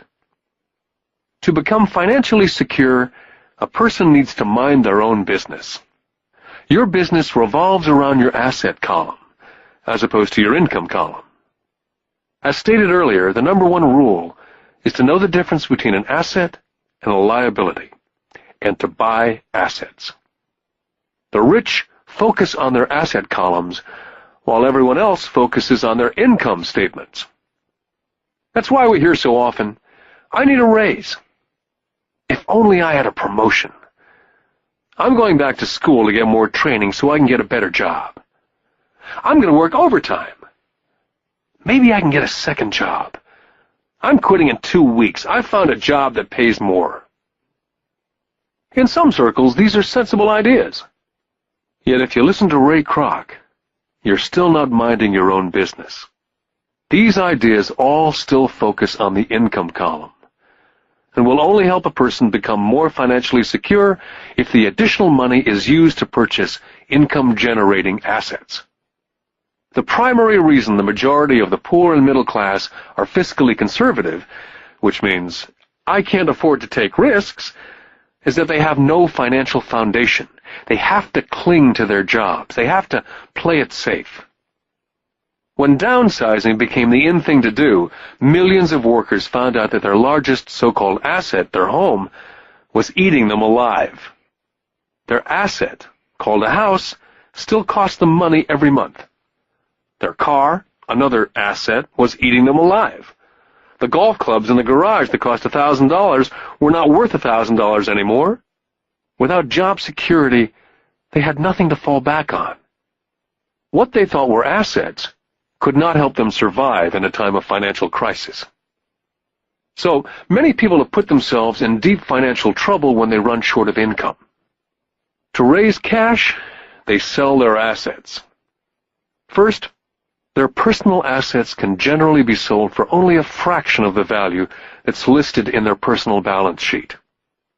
Or, if there's a gain on the sale of the assets, they're taxed on the gain. So again, the government takes its share of the gain, thus reducing the amount available to help them out of debt. That's why I say someone's net worth is often worth less than they think. Start minding your own business. Keep your daytime job, but start buying real assets, not liabilities or personal effects that have no real value once you get them home. A new car loses nearly 25% of the price you pay for it the moment you drive it off the lot. It's not a true asset, even if your banker lets you list it as one. My $400 new titanium driver was worth $150 the moment I teed off. For adults, keep your expenses low, reduce your liabilities, and diligently build a base of solid assets. For young people who've not yet left home, it's important for parents to teach them the difference between an asset and a liability. Get them to start building a solid asset column before they leave home, get married, buy a house, have kids, and get stuck in a risky financial position, clinging to a job and buying everything on credit. I see so many young couples who get married and trap themselves into a lifestyle that will not let them get out of debt for most of their working years. For most people, just as the last child leaves home, the parents realize they have not adequately prepared for retirement, and they begin to scramble to put some money away. Then their own parents become ill, and they find themselves with new responsibilities. So, what kind of assets am I suggesting that you or your children acquire? In my world, real assets fall into several different categories. First, businesses that do not require my presence. I own them, but they're managed or run by other people. If I have to work there, it's not a business. It becomes my job. Then come categories such as stocks, bonds, mutual funds, income-generating real estate, notes or IOUs, royalties from intellectual property such as music, scripts, patents, and finally anything else that has value, produces income, or appreciates and has a ready market. As a young boy, my educated dad encouraged me to find a safe job. My rich dad, on the other hand, encouraged me to begin acquiring assets that I loved. If you don't love it, you won't take care of it. I collect real estate simply because I love buildings and land. I love shopping for them. I could look at them all day long. When problems arise, the problems are not so bad that it changes my love for real estate. For people who hate real estate, they shouldn't buy it. I love stocks of small companies, especially startups. The reason is that I am an entrepreneur, not a corporate person. In my early years, I worked in large organizations, such as Standard Oil of California, the U.S. Marine Corps, and Xerox Corporation. I enjoyed my time with those organizations and have fond memories, but I know deep down I'm not a company man. I like starting companies, not running them. So my stock buys are usually of small companies, and sometimes I even start the company and take it public. Fortunes are made in new stock issues, and I love the game. Many people are afraid of small-cap companies and call them risky, and they are. But risk is always diminished if you love what the investment is, understand it, and know the game. For years, even while I was with the Marine Corps and Xerox, I did what my rich dad recommended. I kept my daytime job, but I still minded my own business. I was active in my asset column. I traded real estate and small stocks. Rich Dad always stressed the importance of financial literacy. The better I was at understanding the accounting and cash management, the better I would be at analyzing investments and eventually starting and building my own company. I would not encourage anyone to start a company unless they really want to. Knowing what I know about running a company, I would not wish that task on anyone. There are times when people cannot find employment where starting a company is a solution for them. The odds are against success. 9 out of 10 companies fail in 5 years. Of those that survive the first 5 years, 9 out of every 10 of those eventually fail as well. So only if you really have the desire to own your own company do I recommend it. Otherwise, keep your daytime job and mind your own business.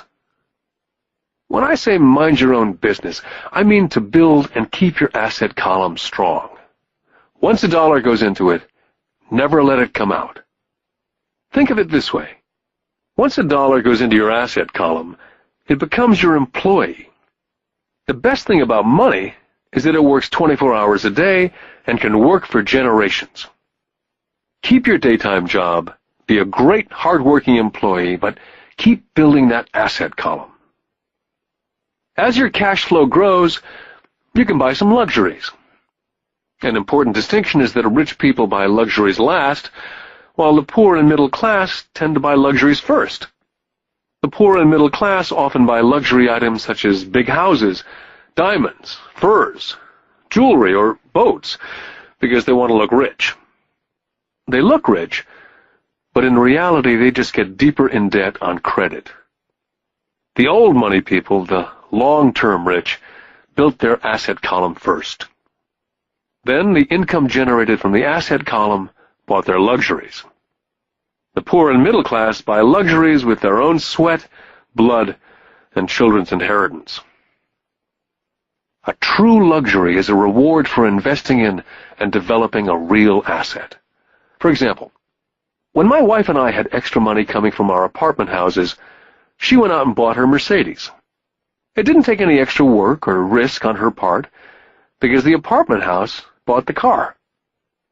She did, however, have to wait for it for 4 years while the real estate investment portfolio grew and finally began throwing off enough extra cash flow to pay for the car. But the luxury, the Mercedes, was a true reward because she had proved she knew how to grow her asset column.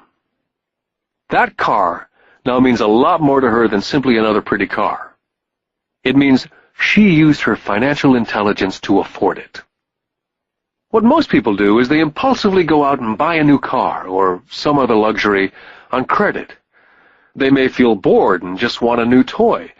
Buying a luxury on credit often causes a person to sooner or later actually resent that luxury because the debt on the luxury becomes a financial burden. After you've taken the time and invested in and built your own business, you're now ready to add the magic touch, the biggest secret of the rich. The secret that puts the rich way ahead of the pack. The reward at the end of the road for diligently taking the time to mind your own business. Lesson 4. The history of taxes and the power of corporations. I remember in school being told the story of Robin Hood and his merry men. My school teacher thought it was a wonderful story of a romantic hero, a Kevin Costner type, who robbed from the rich and gave to the poor. My rich dad did not see Robin Hood as a hero. He called Robin Hood a crook. Robin Hood may be long gone, but his followers live on. How often I still hear people say, "Why don't the rich pay for it?" Or, "The rich should pay more in taxes and give it to the poor."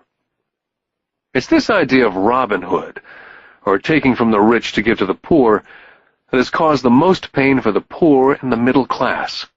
The reason the middle class is so heavily taxed is because of the Robin Hood ideal.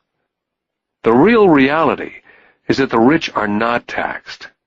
It's the middle class who pays for the poor, especially the educated upper-income middle class. Again, to understand fully how things happen, we need to look at the historical perspective. We need to look at the history of taxes. Although my highly educated dad was an expert on the history of education, my rich dad fashioned himself as an expert on the history of taxes. Rich Dad explained to Mike and me that in England and America originally, there were no taxes. Occasionally, there were temporary taxes levied in order to pay for wars. The king or the president would put the word out and ask everyone to chip in.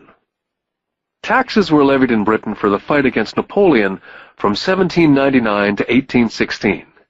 And in America, taxes were levied to pay for the Civil War from 1861 to 1865.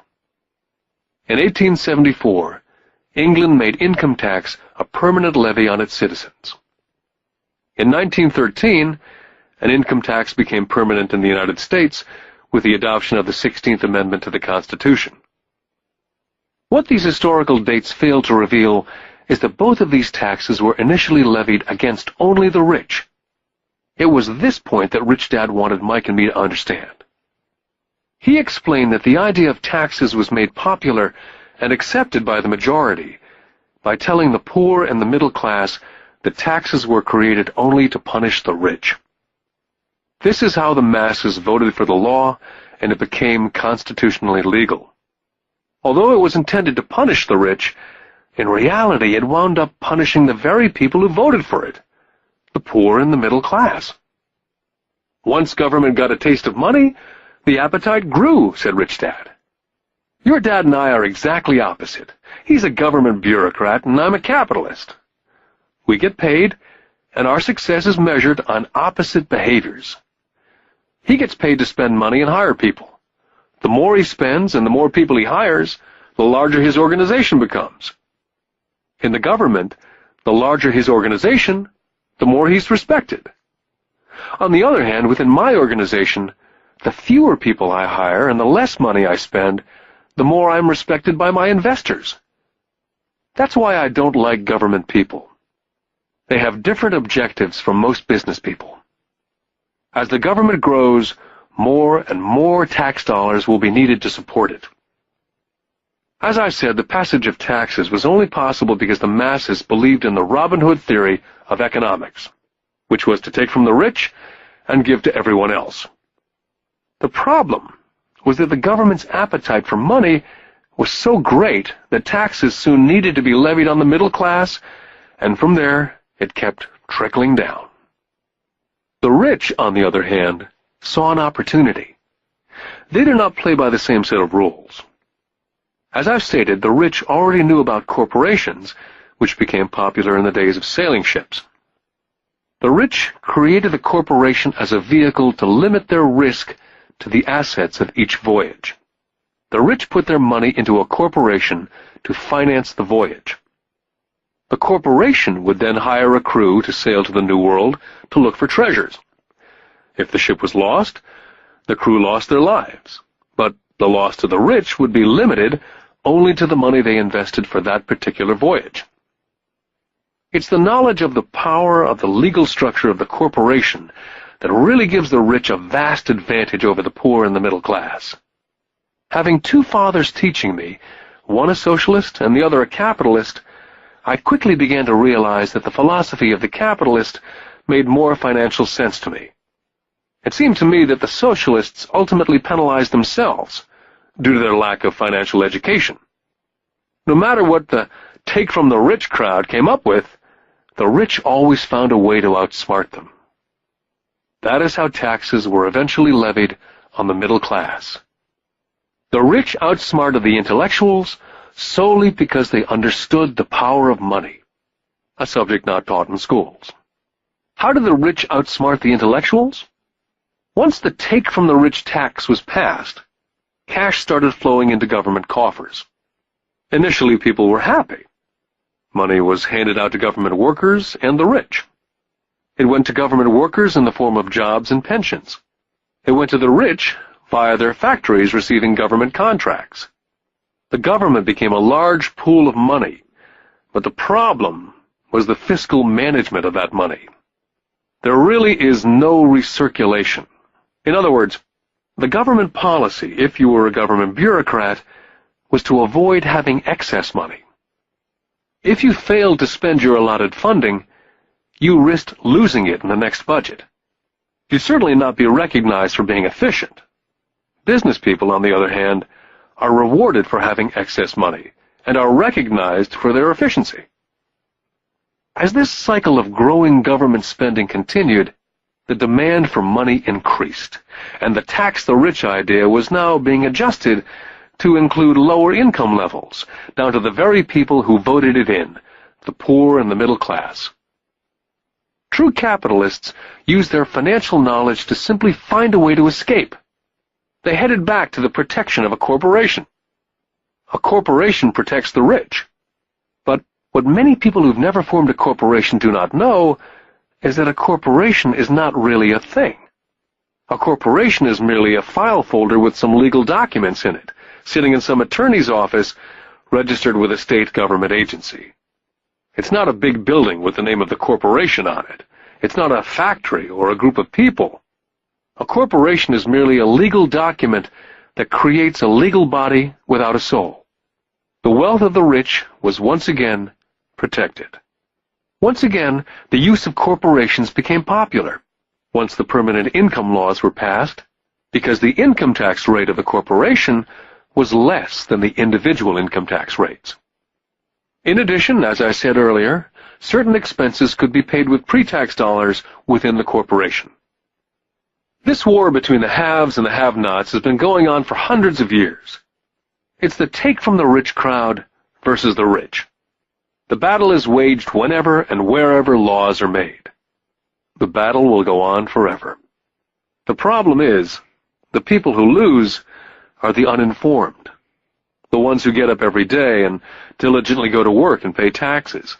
If they only understood the way the rich play the game, they could play it too.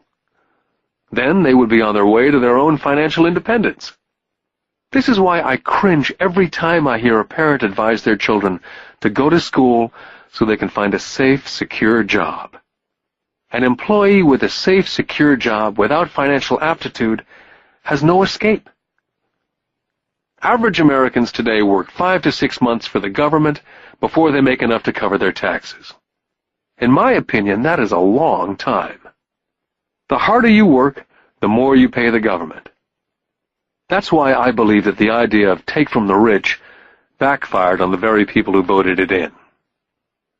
Every time people try to punish the rich don't simply comply, they react.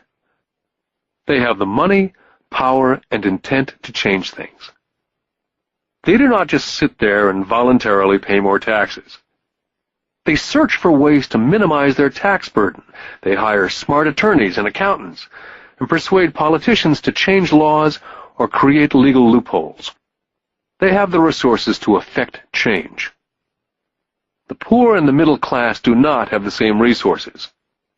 They sit there and let the government's needles enter their arm and allow the blood donation to begin. Today, I'm constantly shocked at the number of people who pay more taxes or take fewer deductions simply because they are afraid of the government. And I do know how frightening and intimidating a government tax agent can be. I have had friends who have had their businesses shut down and destroyed, only to find out it was a mistake on the part of the government. I realize all that. But the price of working from January to mid-May is a high price to pay for that intimidation. My poor dad never fought back. My rich dad didn't either. He just played the game smarter, and he did it through corporations, the biggest secret of the rich. My highly educated dad always encouraged me to seek a good job with a strong corporation. He spoke of the virtues of working your way up the corporate ladder. He didn't understand that by relying solely on a paycheck from a corporate employer, I would be a docile cow ready for milking. When I told my rich dad of my father's advice, he only chuckled. "Why not own the ladder?" was all he said. As a young boy, I didn't understand what Rich Dad meant by owning my own corporation. It was an idea that seemed impossible and intimidating. Although I was excited by the idea, my youth would not let me envision the possibility that grown-ups would someday work for a company I would own. The point is, if not for my rich dad, I would have probably followed my educated dad's advice. It was merely the occasional reminder of my rich dad that kept the idea of owning my own corporation alive and kept me on a different path. By the time I was 15 or 16, I knew I was not going to continue down the path my educated dad was recommending. I did not know how I was going to do it, but I was determined not to head in the direction most of my classmates were heading. That decision changed my life. It was not until I was in my mid-20s that my rich dad's advice began to make more sense. I was just out of the Marine Corps and working for Xerox. I was making a lot of money, but every time I looked at my paycheck, I was always disappointed. The deductions were so large, and the more I worked, the greater the deductions. As I became more successful, my bosses talked about promotions and raises. It was flattering, but I could hear my rich dad asking me in my ear, "Who are you working for? Who are you making rich?" In 1974, while still an employee for Xerox, I formed my first corporation and began minding my own business. There were already a few assets in my asset column, but now I was determined to focus on making it bigger. Those paychecks with all the deductions made all the years of my rich dad's advice make total sense. I could see the future if I followed my educated dad's advice. Many employers feel that advising their workers to mind their own business is bad for business. I'm sure it can be for certain individuals, but for me, focusing on my own business, developing assets, made me a better employee. I now had a purpose. I came in early and worked diligently, amassing as much money as possible so I could begin investing in real estate. Hawaii was just set to boom, and there were fortunes to be made. The more I realized we were in the beginning stages of a boom, the more Xerox machines I sold.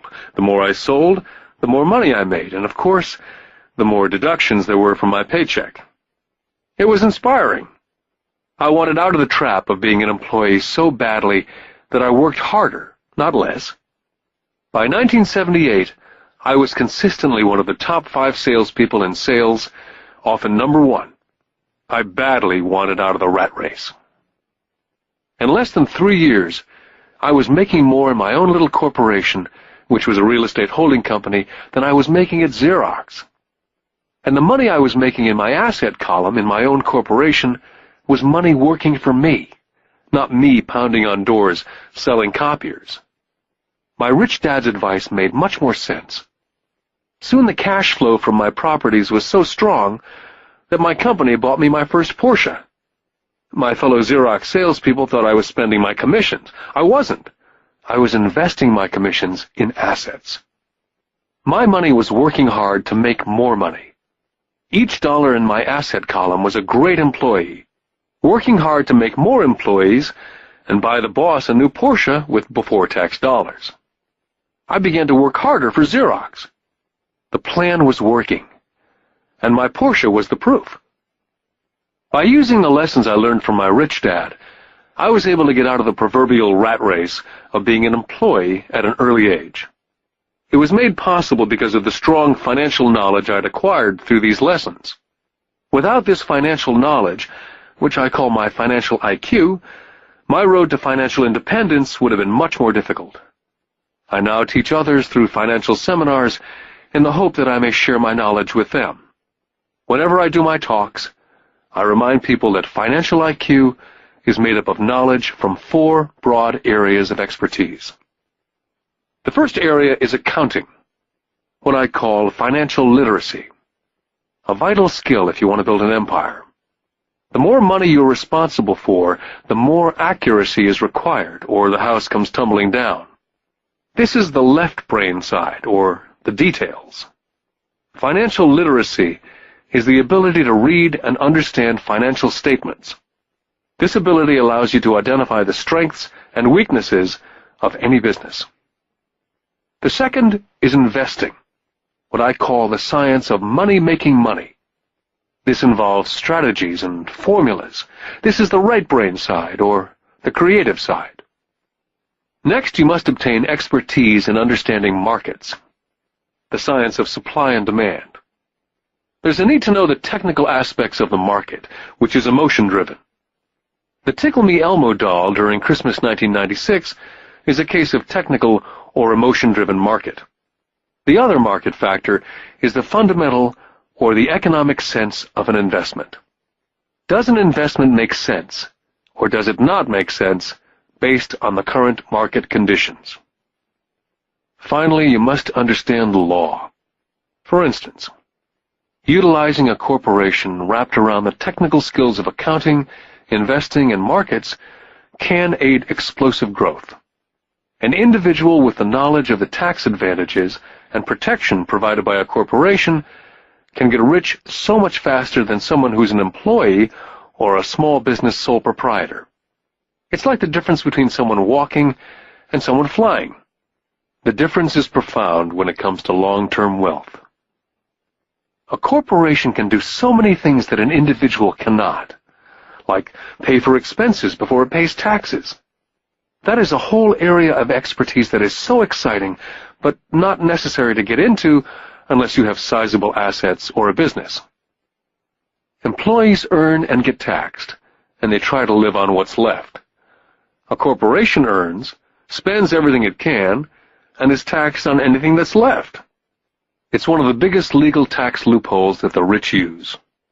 They're easy to set up and are not expensive if you own investments that are producing good cash flow.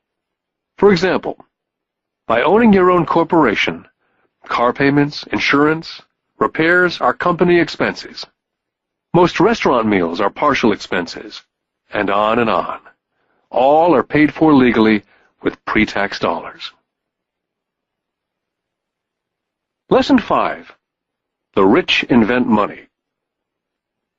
I've been teaching professionally since 1984. It's been a great experience and rewarding. It's also a disturbing profession, for I've taught thousands of individuals, and I see one thing in common in all of us, myself included. We all have tremendous potential, and we are all blessed with gifts. Yet the one thing that holds all of us back is some degree of self-doubt. It's not so much the lack of technical information that holds us back, but more the lack of self-confidence. Some are more affected than others. Once we leave school, most of us know that it's not as much a matter of college degrees or good grades that count. In the real world, outside of academics, something more than just grades is required. I've heard it called guts, chutzpah, balls, audacity, bravado, cunning, daring, tenacity, and brilliance. This factor, whatever it's labeled, ultimately decides one's future much more than school grades. Inside each of us is one of these brave, brilliant, and daring characters. There's also the flip side of that character. People who could get down on their knees and beg if necessary.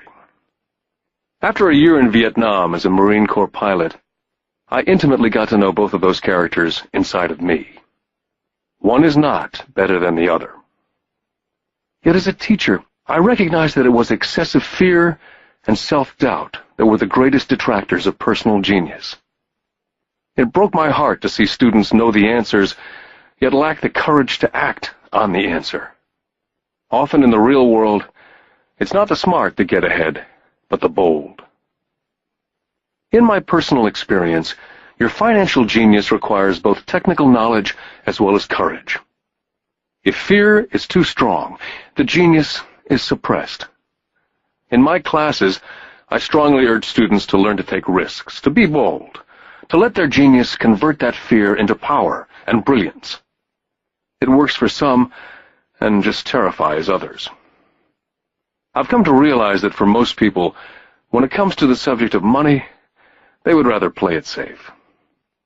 I've had to field questions such as, why take risks? Why should I bother developing my financial IQ? Why should I become financially literate? And I answer, just to have more options. There are huge changes up ahead. There will be 100 people like Bill Gates, and hugely successful companies like Microsoft created every year, all over the world. And there also will be many more bankruptcies, layoffs, and downsizing. So why bother developing your financial IQ? Because if you do, you will prosper greatly. And if you don't, this period of time will be a frightening one. Land was wealth 300 years ago. So the person who owned the land owned the wealth. Then it was factories and production. And America rose to dominance. The industrialist owned the wealth. Today, it's information. And the person who has the most timely information owns the wealth. The problem is, information flies all around the world at the speed of light. The new wealth cannot be contained by boundaries and borders as lands and factories were. The changes will be faster and more dramatic. There will be a dramatic increase in the number of new multimillionaires. There also will be those who are left behind. Today I find so many people struggling, often working harder, simply because they cling to old ideas. They want things to be the way they were. They resist change. I know people who are losing their jobs or their houses, and they blame technology or the economy or their boss. Sadly, they fail to realize that they might be the problem. Old ideas are their biggest liability. It's a liability simply because they fail to realize that while that idea or way of doing something was an asset yesterday, yesterday is gone. One afternoon I was teaching investing, using a game I'd invented, cash flow, as a teaching tool. A friend had brought someone along to attend the class. This friend of a friend was recently divorced, had been badly burned in the divorce settlement, and was now searching for some answers. Her friend thought the class might help. The game was designed to help people learn how money works. In playing the game, they learn about the interaction of the income statement with the balance sheet. They learn how cash flows between the two, and how the road to wealth is through striving to increase your monthly cash flow from the asset column to the point that it exceeds your monthly expenses. Once you accomplish this, you're able to get out of the rat race and onto the fast track. As I've said, some people hate the game, some love it, and others miss the point.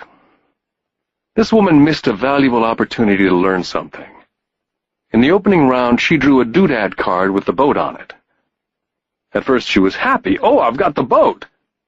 Then, as her friend tried to explain how the numbers worked on her income statement and balance sheet, she got frustrated because she had never liked math. The rest of her table waited while her friend continued explaining the relationship between the income statement, balance sheet, and monthly cash flow. Suddenly, when she realized how the numbers worked, it dawned on her that her boat was eating her alive. Later on in the game, she was also downsized and had a child. It was a horrible game for her. After the class, her friend came by and told me that she was upset. She'd come to the class to learn about investing and did not like the idea that it took so long to play a silly game. Her friend attempted to tell her to look within herself to see if the game reflected on herself in any way. With that suggestion, the woman demanded her money back. She said that the very idea that a game could be a reflection of her was ridiculous. Her money was promptly refunded, and she left. Since 1984, I have made millions simply by doing what the school system does not. In school, most teachers lecture. I hated lectures as a student. I was soon bored, and my mind would drift. In 1984, I began teaching via games and simulations. I always encouraged adult students to look at games as reflecting back to what they know and what they needed to learn. Most importantly, a game reflects back on one's behavior. It's an instant feedback system. Instead of the teacher lecturing you, the game is feeding back a personalized lecture, custom-made just for you. The friend of the woman who left later called to give me an update. She said her friend was fine and had calmed down. In her cooling-off period, she could see some relationships between the game and her life. Just like a board game, the world is always providing us with instant feedback. We could learn a lot if we tuned in more. One day, not long ago, I complained to my wife that the cleaners must have shrunk my pants. My wife gently smiled and poked me in the stomach to inform me that the pants had not shrunk. Something else had expanded. Me.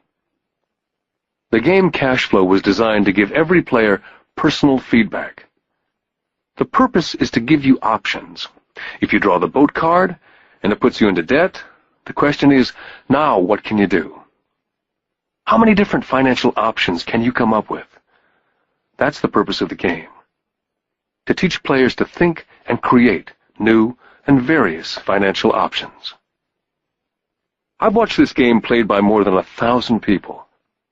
The people who get out of the rat race in the game the quickest are the people who understand numbers and have creative financial minds. They recognize different financial options. People who take the longest are people who aren't familiar with numbers and often do not understand the power of investing. Rich people are often creative and take calculated risks. There have been people playing Cash Flow who gain lots of money in the game, but they don't know what to do with it. Most of them have not been financially successful in real life either. Everyone else seems to be getting ahead of them, even though they have money. And that's true in real life.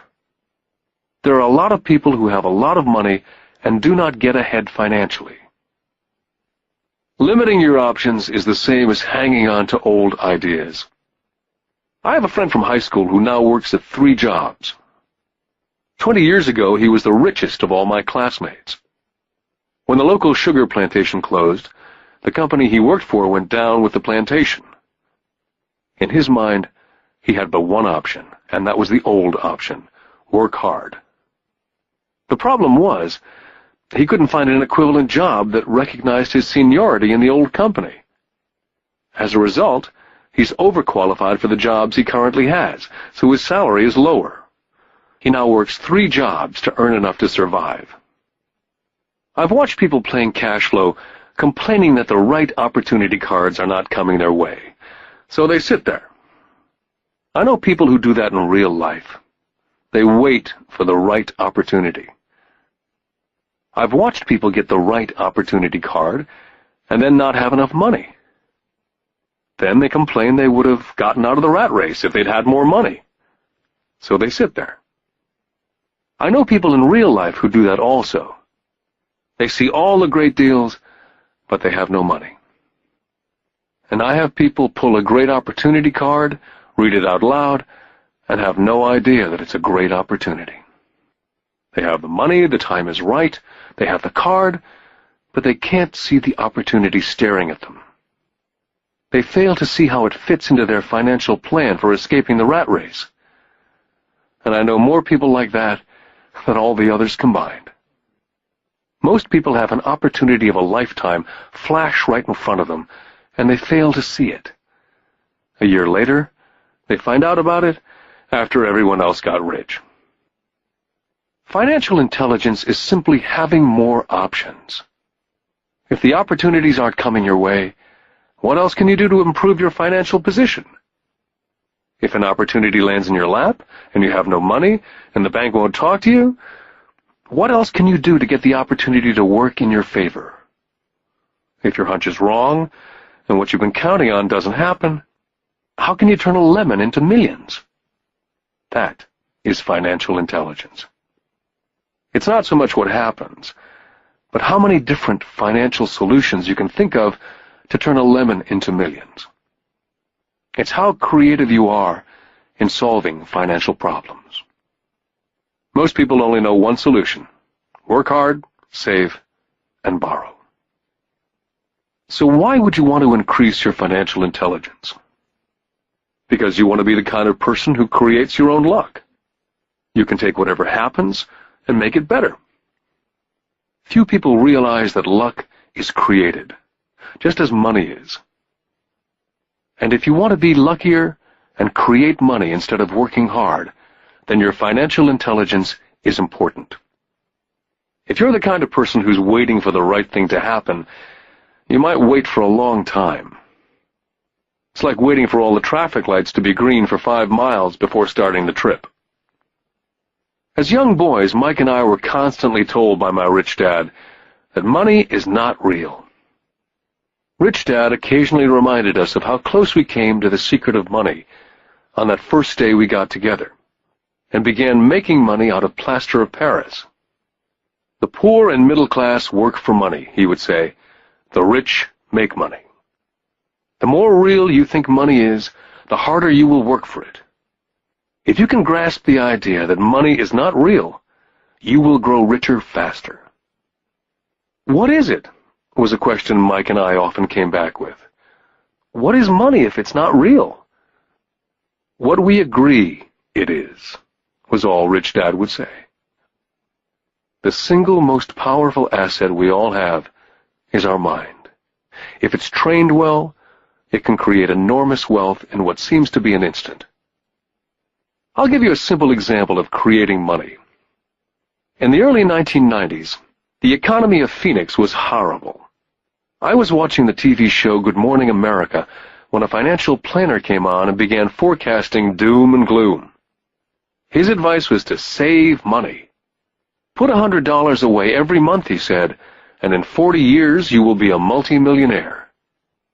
Well, putting money away every month is a sound idea. It is one option, the option most people subscribe to.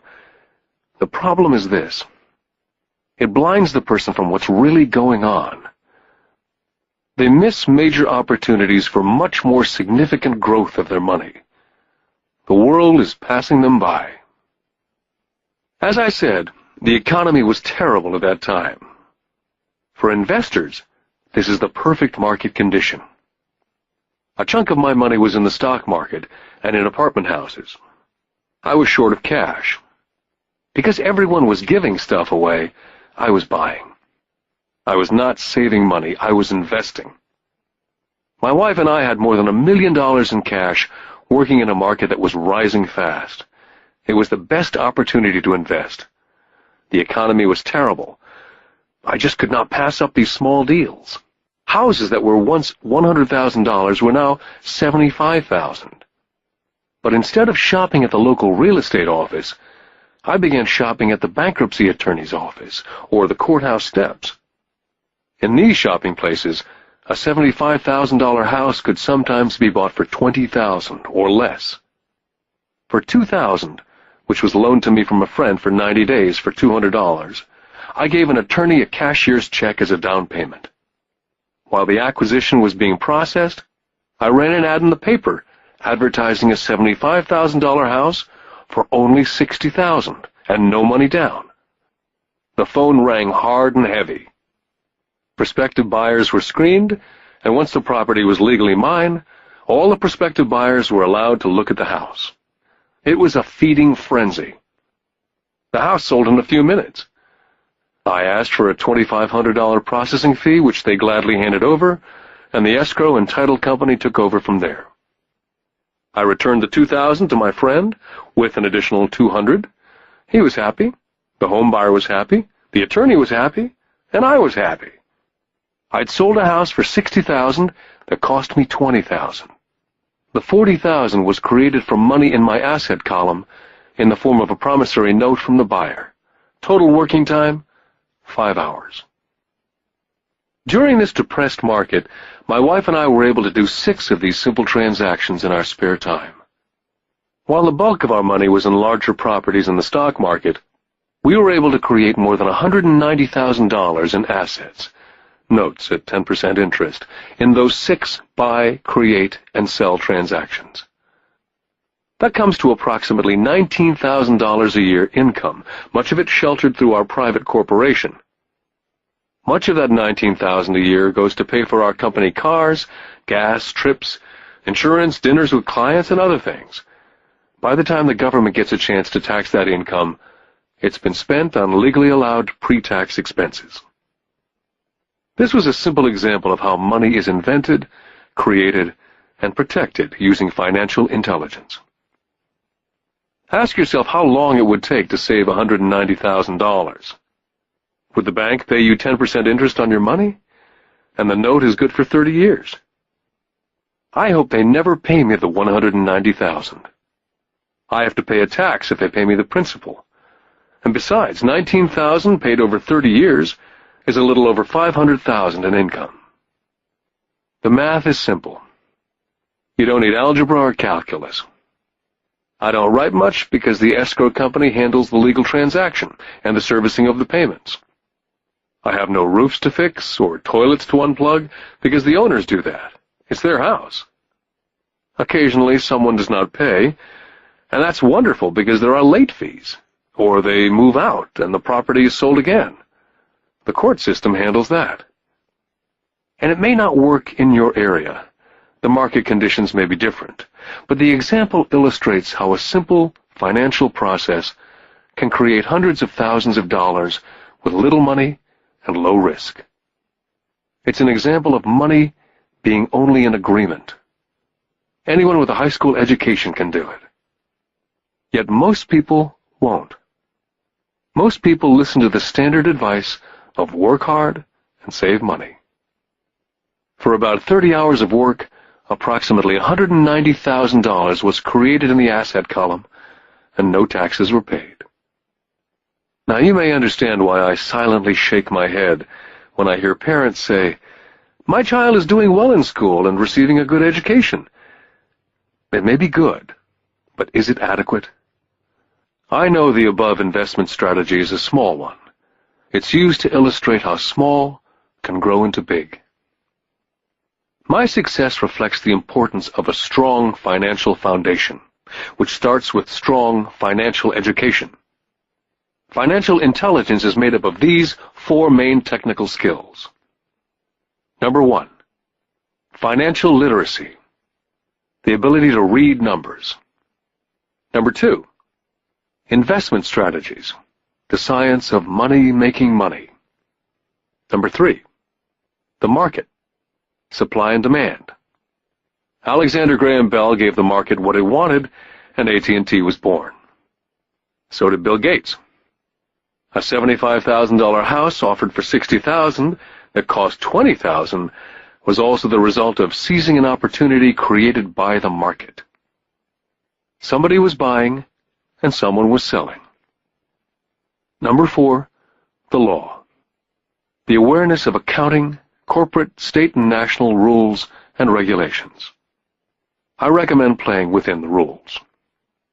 It's this basic foundation, or the combination of these skills, that's needed to be successful in the pursuit of wealth.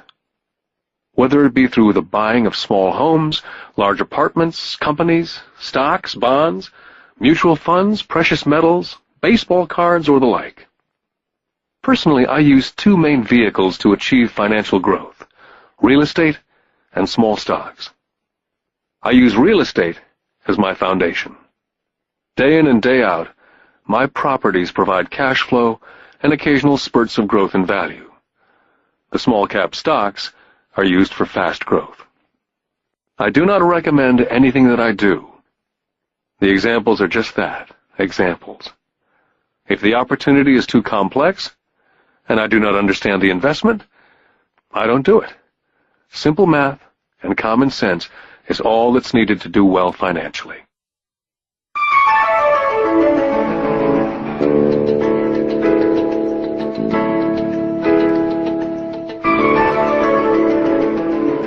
Lesson 6. Work to learn. Don't work for money. In 1995, I granted an interview with a newspaper in Singapore. The young female reporter was on time, and the interview got underway immediately.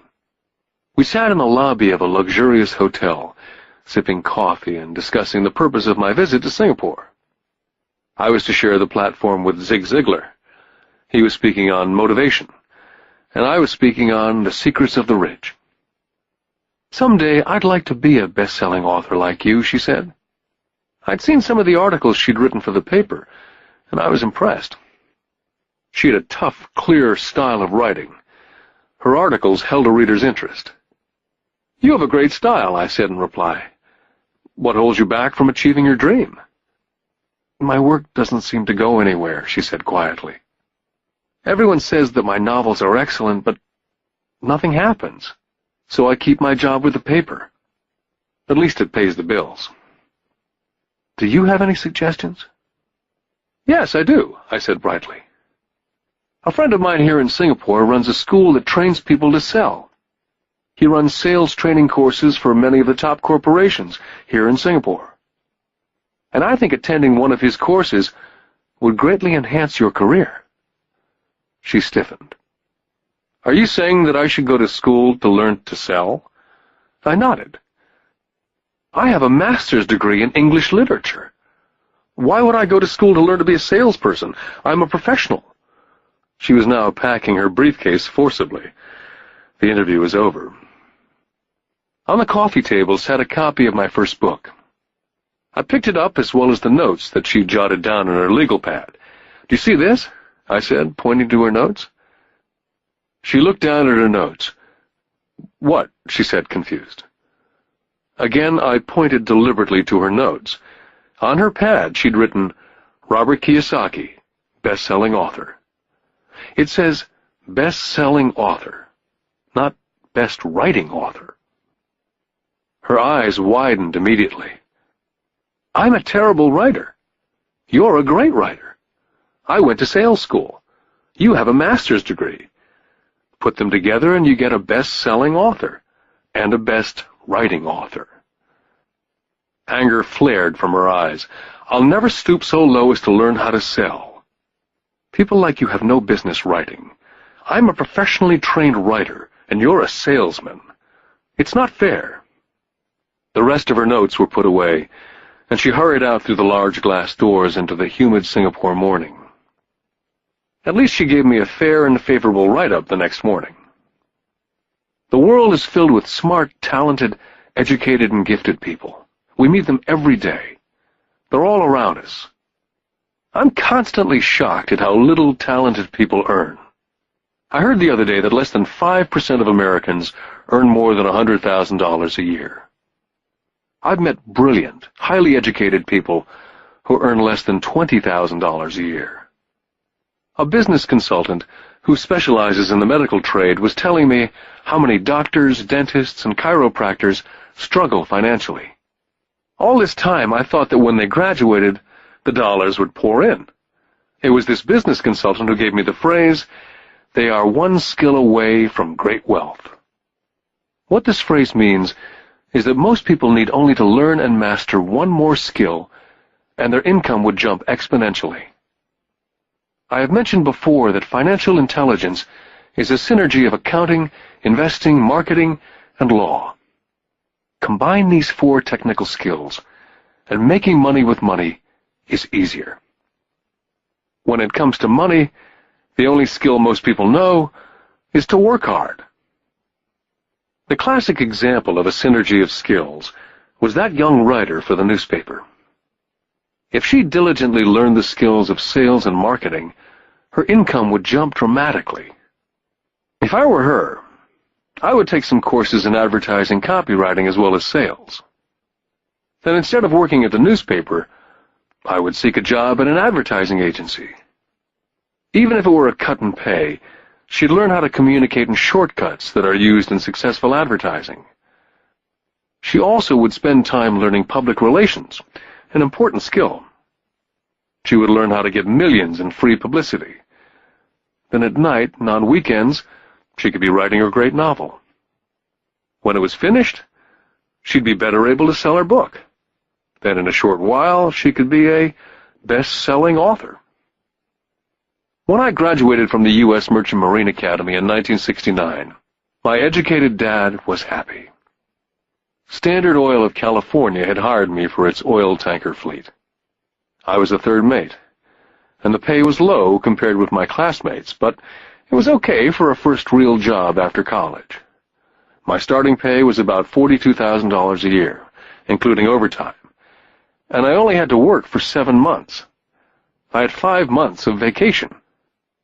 If I'd wanted to, I could have taken the run to Vietnam with a subsidiary shipping company and easily doubled my pay instead of taking the 5 months vacation.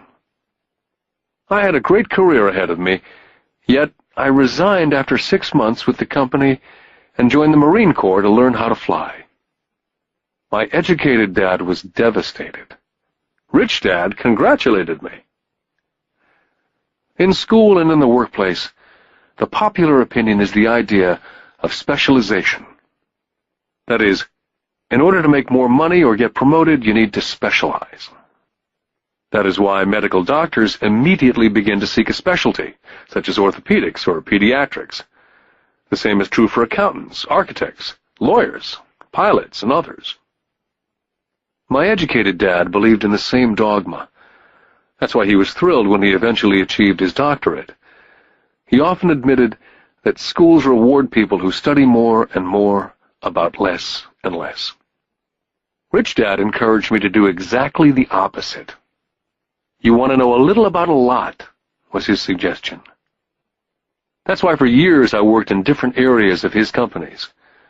For a while I worked in his accounting department. Although I would probably never have been an accountant, he wanted me to learn via osmosis. Rich Dad knew I would pick up jargon and a sense of what's important and what's not. I also worked as a busboy and construction worker, as well as in sales, reservations, and marketing. He was grooming Mike and me. That's why he insisted we sit in on the meetings with his bankers, lawyers, accountants, and brokers. He wanted us to know a little about every aspect of his empire. Educated Dad thought I went to school to learn to be a ship's officer.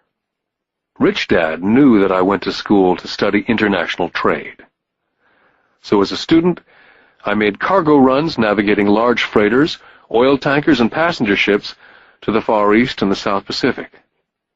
Rich Dad emphasized that I stay in the Pacific instead of taking ships to Europe, because he knew that the emerging nations were in Asia, not Europe. While most of my classmates, including Mike, were partying at their fraternity houses, I was studying trade, people, business styles and cultures in Japan, Taiwan, Thailand, Singapore, Hong Kong, Vietnam, Korea, Tahiti, Samoa, and the Philippines. I also was partying, but it was not in any frat house. I grew up rapidly. Educated Dad could not understand why I decided to quit and join the Marine Corps. I told him I wanted to learn to fly, but really I wanted to learn to lead troops. Rich Dad explained to me that the hardest part of running a company is managing people. He'd spent 3 years in the Army. My educated dad was draft exempt. Rich Dad told me of the value of learning to lead men into dangerous situations. Leadership is what you need to learn next, he said. If you're not a good leader, you'll get shot in the back, just like they do in business. Returning from Vietnam in 1973, I resigned my commission, even though I loved flying. I found a job with Xerox Corporation. I joined it for one reason, and it was not for the benefits. I was a shy person, and the thought of selling was the most frightening subject in the world. Xerox is one of the best sales training programs in America. Rich Dad was proud of me. My educated dad was ashamed. Being an intellectual, he thought that salespeople were below him. I worked with Xerox for 4 years, until I overcame my fear of knocking on doors and being rejected. Once I could consistently be in the top 5 in sales, I again resigned and moved on, leaving behind another great career with an excellent company. In 1977, I formed my first company. Rich Dad had groomed Mike and me to take over companies, so I now had to learn to form them and put them together. My first product, the nylon and Velcro wallet, was manufactured in the Far East and shipped to a warehouse in New York, near where I had gone to school. My formal education was complete, and it was time to test my wings. If I failed, I went broke.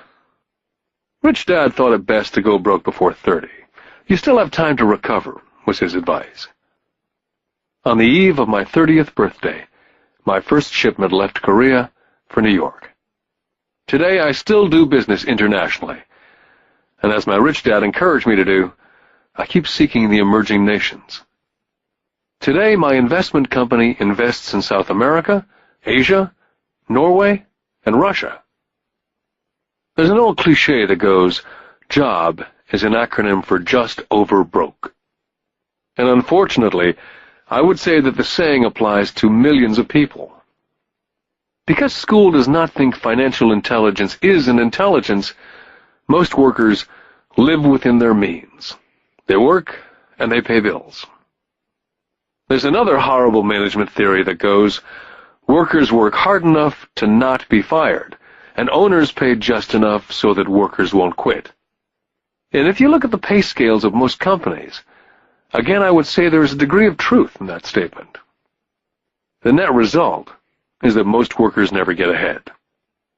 They do what they've been taught to do. Get a secure job.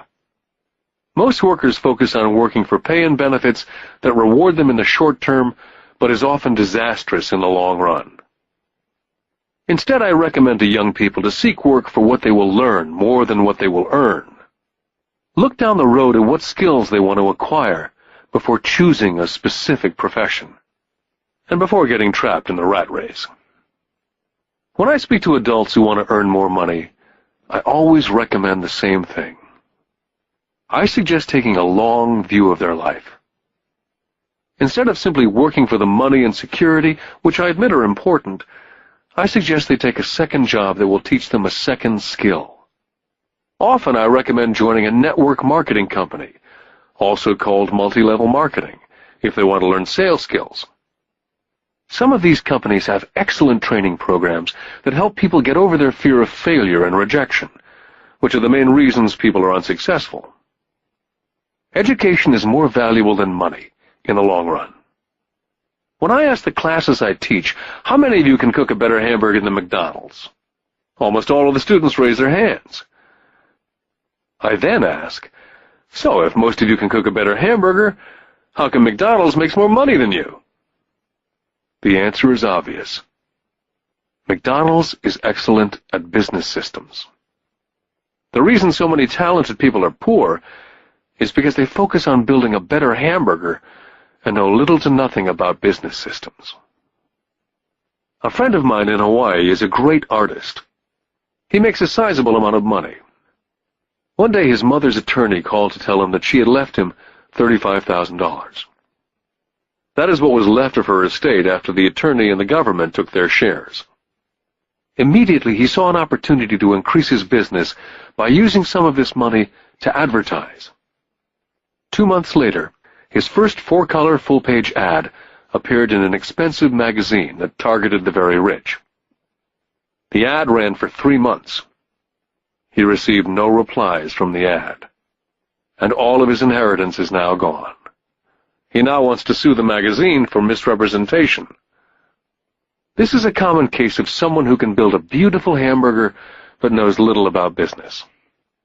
When I asked him what he'd learned, his only reply was that advertising salespeople are crooks.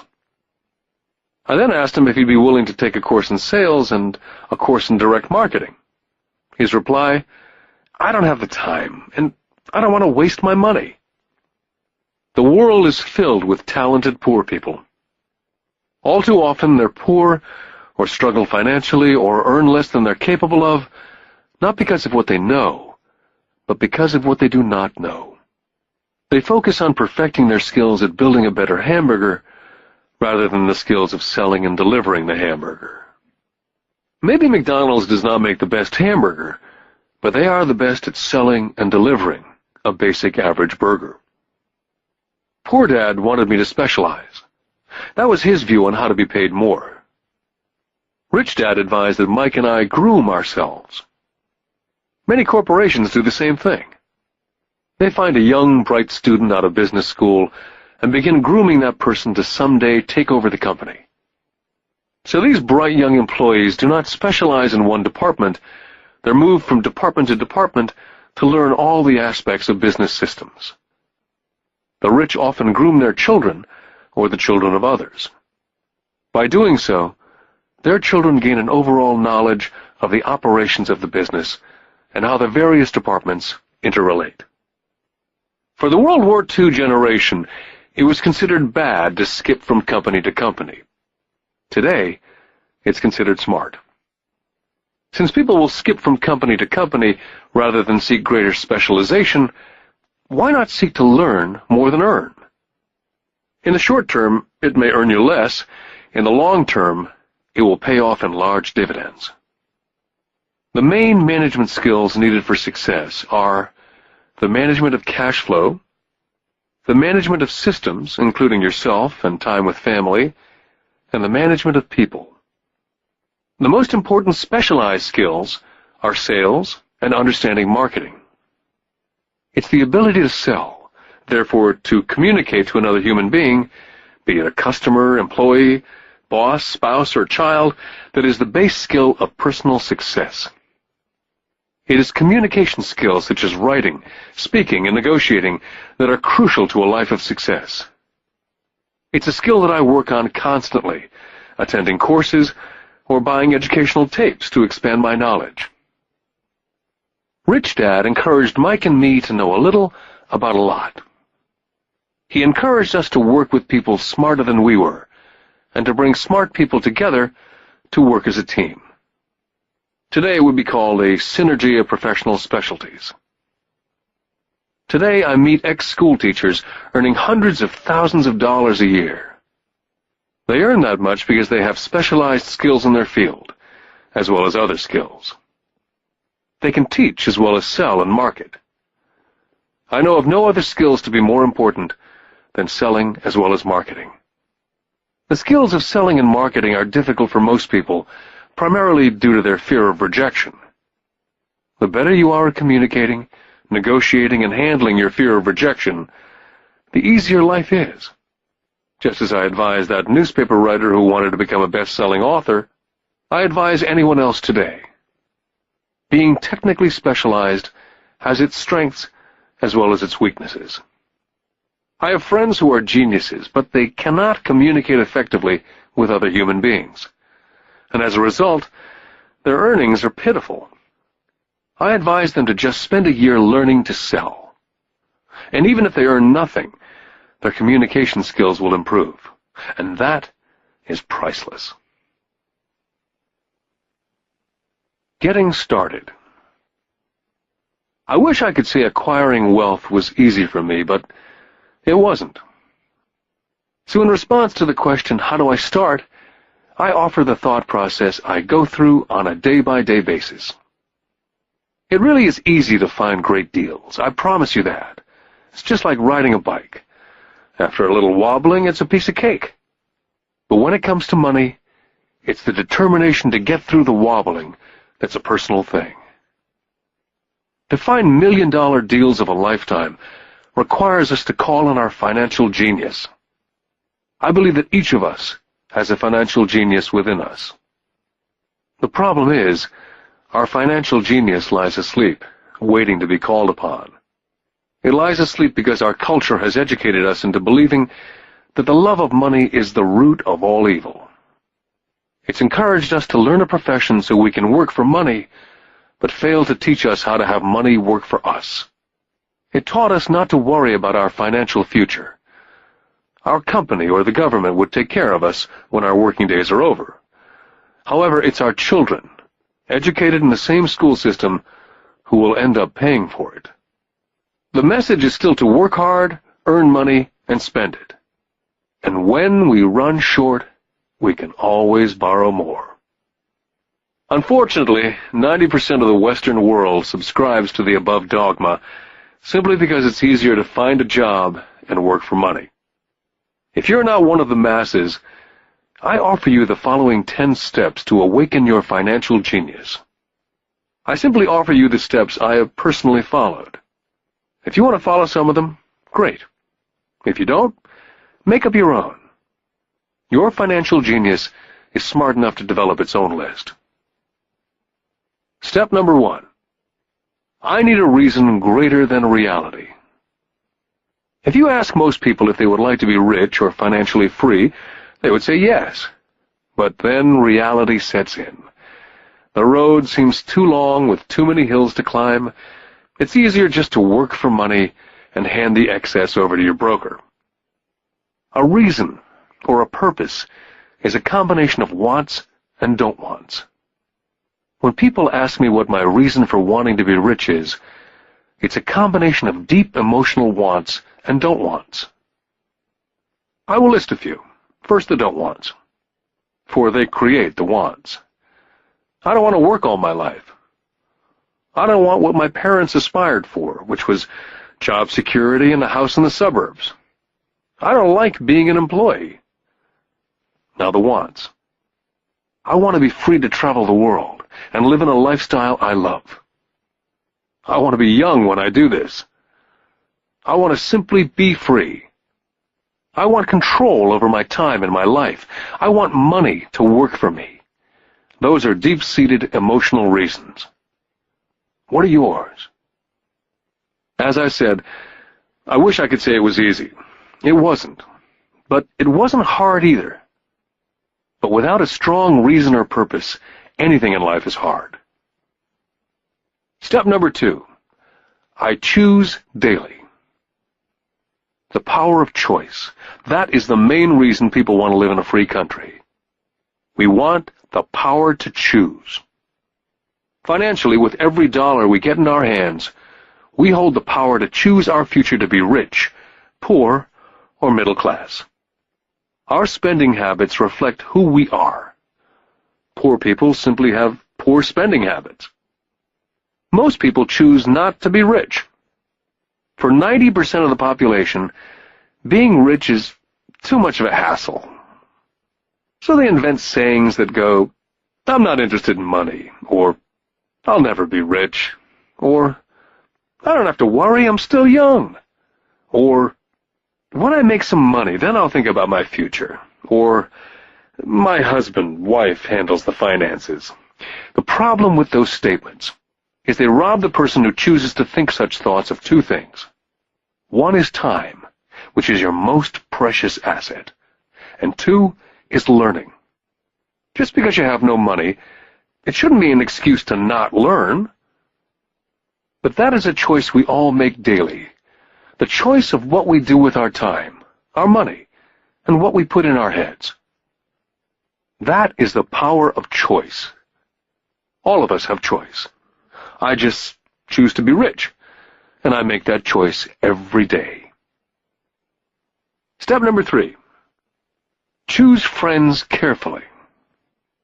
First of all, I do not choose my friends by their financial statements. I have friends who have actually taken the vow of poverty, as well as friends who earn millions every year. The point is, I learn from all of them, and I consciously make the effort to learn from them. But there's one distinction that I'd like to point out. I've noticed that my friends with money talk about money, and I do not mean brag. They're interested in the subject, so I learn from them and they learn from me.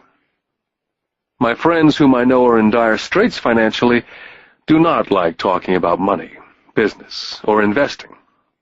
They often think it rude. So I also learn from my friends who struggle financially. I find out what not to do. Step number 4. Master a formula, and then learn a new one. In order to make bread, Every baker follows a recipe, even if it's only held in their head. The same is true for making money. That's why money is often called dough. When it comes to money, the masses generally have one basic formula they learned in school, and that is work for money.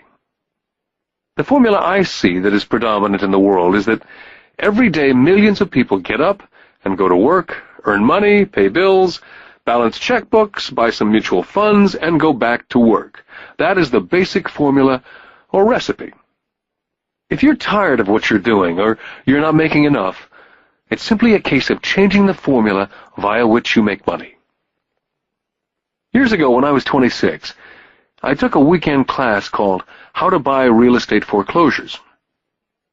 I learned a formula. The next trick was to have the discipline to actually put into action what I had learned. That is where most people stop. For 3 years while working for Xerox, I spent my spare time learning to master the art of buying foreclosures. I've made several $1,000,000 using that formula, but today it's too slow, and too many other people are doing it. So after I mastered that formula, I went in search of other formulas. For many of the classes, I did not use the information I learned directly, but I always learned something new. Step number 5. Pay yourself first. The power of self-discipline. If you cannot get control of yourself, do not try to get rich. You might first want to join the Marine Corps or some religious order, so you can get control of yourself. It makes no sense to invest, make money, and blow it. It's the lack of self-discipline that causes most lottery winners to go broke soon after winning millions. It's the lack of self-discipline that causes people who get a raise to immediately go out and buy a new car or take a cruise. It's difficult to say which of the 10 steps is the most important, but of all the steps, this step is probably the most difficult to master if it's not already a part of your makeup. I would venture to say that it's the lack of personal self-discipline that is the number one delineating factor between the rich, poor, and middle class. I do not take the saying, pay yourself first, lightly. The Richest Man in Babylon by George Clason is where the statement, pay yourself first, comes from. Millions of copies have been sold. But while millions of people freely repeat that powerful statement, few follow the advice. For those who do follow it, their financial statement, income statement, and balance sheet shows income flowing into assets and assets supplying income. Each month, these people allocate money to their asset column before they pay their monthly expenses. Although millions of people have read Clason's book and understand the words pay yourself first, in reality they pay themselves last. Now I can hear the howls from those of you who sincerely believe in paying your bills first. And I can hear all the responsible people who pay their bills on time. I'm not saying be irresponsible and not pay your bills. All I'm saying is do what the program says, which is pay yourself first. The reason I don't have high credit card debt and doodad debt is because I want to pay myself first. Although I pay my bills last, I am financially astute enough to not get into a tough financial situation. To ensure paying yourself first, don't get into large debt positions that you have to pay for. Keep your expenses low. Build up assets first. Then, buy the big house or a nice car. Being stuck in the rat race is not intelligent. And when you come up short, let the pressure build and don't dip into your savings or investments. Use the pressure to inspire your financial genius to come up with new ways of making more money and then pay your bills. You will have increased your ability to make more money as well as your financial intelligence. Step number 6. Pay your brokers well. I often see people posting a sign in front of their house that says, for sale by owner. Or I see on TV today many people claiming to be discount brokers. My rich dad taught me to take the opposite tack. He believed in paying professionals well, and I have adopted that policy also. Today I have expensive attorneys, accountants, real estate brokers, and stockbrokers. Why? Because if, and I do mean if, the people are professionals, their services should make you money. And the more money they make, the more money I make. We live in an information age. Information is priceless. A good broker should provide you with information as well as take the time to educate you as to its meaning. Step number 7. Be an Indian giver. This is the power of getting something for nothing. When the first white settlers came to America, they were taken aback by a cultural practice some American Indians had. For example, if a settler was cold, the Indian would give the person a blanket. Mistaking it for a gift, the settler was often offended when the Indian asked for it back. The Indians also got upset when they realized the settlers did not want to give it back. That is where the term Indian giver came from. A simple cultural misunderstanding. In the world of the asset column, being an Indian giver is vital to wealth. The sophisticated investor's first question is, how fast do I get my money back? They also want to know what they get for free, also called a piece of the action. That is why the ROI, or return of and on investment, is so important.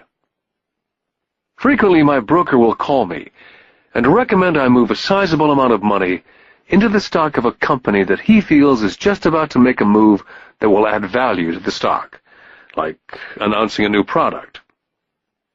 I will move my money in for a week to a month while the stock moves up. Then I pull my initial dollar amount out and stop worrying about the fluctuations of the market because my initial money is back and ready to work on another asset. So my money goes in and then it comes out, and I own an asset that was technically free. Step number 8. Assets buy luxuries. As I said in the section, Pay Yourself First, if a person cannot master the power of self-discipline, it's best not to try to get rich. For while the process of developing cash flow from an asset column, in theory, is easy, it's the mental fortitude of directing money that's hard. Due to external temptations, it's much easier in today's consumer world to simply blow it out of the expense column. Because of weak mental fortitude, that money flows into the paths of least resistance. That is the cause of poverty and financial struggle. I love my luxuries as much as anyone else. The difference is, some people buy their luxuries on credit.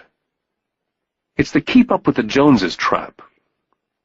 I use the income from my assets to buy my luxuries. When I wanted to buy a Porsche, the easy road would have been to call my banker and get a loan. Instead of choosing to focus in the liability column, I chose to focus in the asset column. As a habit, I used my desire to consume to inspire and motivate my financial genius to invest.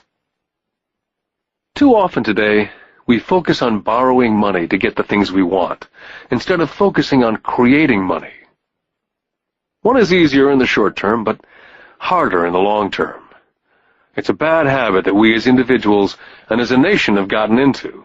Remember, the easy road often becomes hard, and the hard road often becomes easy. The earlier you can train yourself and those you love to be masters of money, the better. Money is a powerful force. Unfortunately, people use the power of money against them. If your financial intelligence is low, money will run all over you. It will be smarter than you. If money is smarter than you, you will work for it all your life. Step number 9. The need for heroes. When I was a kid, I greatly admired Willie Mays, Hank Aaron, Yogi Berra. They were my heroes. As a kid playing Little League, I wanted to be just like them. I treasured their baseball cards. I wanted to know everything about them. I knew the stats, the RBI, the ERAs, their batting averages, how much they got paid, and how they came up from the minors. I wanted to know everything, because I wanted to be just like them. Every time, as a 9 or 10-year-old kid, when I stepped up to bat or played first base or catcher, it wasn't me. I was Yogi or Hank. It's one of the most powerful ways we learn that we often lose as adults. We lose our heroes. We lose our naivete. I have new heroes as I grow older. I have golf heroes such as Peter Jacobsen, Fred Couples, and Tiger Woods. I copy their swings and do my best to read everything I can about them. I also have heroes such as Donald Trump, Warren Buffett, Peter Lynch, George Soros, and Jim Rogers. In my older years, I know their stats, just like I knew the ERAs and RBI of my baseball heroes. I follow what Warren Buffett invests in and read anything I can about his point of view on the market. I read Peter Lynch's book to understand how he chooses stocks. And I read about Donald Trump, trying to find out how he negotiates and puts deals together. Just as I was not me when I was up to bat, when I'm in the market or I'm negotiating a deal, I am subconsciously acting with the bravado of Trump. Or when analyzing a trend, I look at it as though Peter Lynch were doing it. By having heroes, we tap into a tremendous source of raw genius. But heroes do more than simply inspire us. Heroes make things look easy. It's the making it look easy that convinces us to want to be just like them. If they can do it, so can I. Step number 10. Teach and you shall receive. Both of my dads were teachers. My rich dad taught me a lesson I've carried all my life, and that was the necessity of being charitable or giving. My educated dad gave a lot by the way of time and knowledge, but almost never gave money. As I said, he usually said that he would give when he had some extra money. Of course, there was rarely any extra. My rich dad gave money as well as education. He believed firmly in tithing. If you want something, you first need to give, he would always say. When he was short of money, he simply gave money to his church or to his favorite charity. If I could leave one single idea with you, it's that idea. Whenever you feel short or in need of something, give what you want first, and it will come back in buckets. That's true for money, a smile, love, friendship. I know it's often the last thing a person may want to do, but it's always worked for me. I just trust that the principle of reciprocity is true, and I give what I want.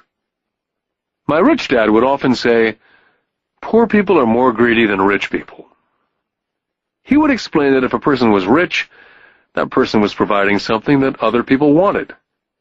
In my life, over all these years, whenever I felt needy or short of money or short of help, I simply went out and found in my heart what I wanted and decided to give it first. And when I gave, it always came back. It reminds me of the story of the guy sitting with firewood in his arms on a cold, freezing night, and he's yelling at the pot-bellied stove, "When you give me some heat, then I'll put some wood in." And when it comes to money, love, happiness, sales, and contacts, all one needs to remember is first to give what you want, and it will come back in droves. My poor dad taught teachers, and he became a master teacher. My rich dad always taught young people his way of doing business. In retrospect, it was their generosity with what they knew that made them smarter. There are powers in this world that are much smarter than we are. You can get there on your own, but it's easier with the help of the powers that be. All you need to be is generous with what you have, and the powers will be generous with you. Take action. All of you were given two great gifts, your mind and your time. It is up to you to do what you please with both. With each dollar bill that enters your hand, you and only you have the power to determine your destiny. Spend it foolishly, you choose to be poor. Spend it on liabilities, you join the middle class. Invest it in your mind and learn how to acquire assets, and you will be choosing wealth as your goal and your future. The choice is yours and only yours. With every day, with every dollar, you decide to be rich, poor, or middle class. Choose to share this knowledge with your children, and you choose to prepare them for the world that awaits. No one else will. You and your children's future will be determined by choices you make today, not tomorrow. This has been a Time Warner Audiobooks production of Rich Dad, Poor Dad, written by Robert Kiyosaki with Sharon L. Lecter, CPA, and read by Stephen Hoy, featuring an introduction by Robert Kiyosaki. Executive producer, Maya Thomas. Produced and directed by John Brunette. Text abridged by John Whitman. Text edited by William Whittington. Production coordinated by Daniel Metcalf.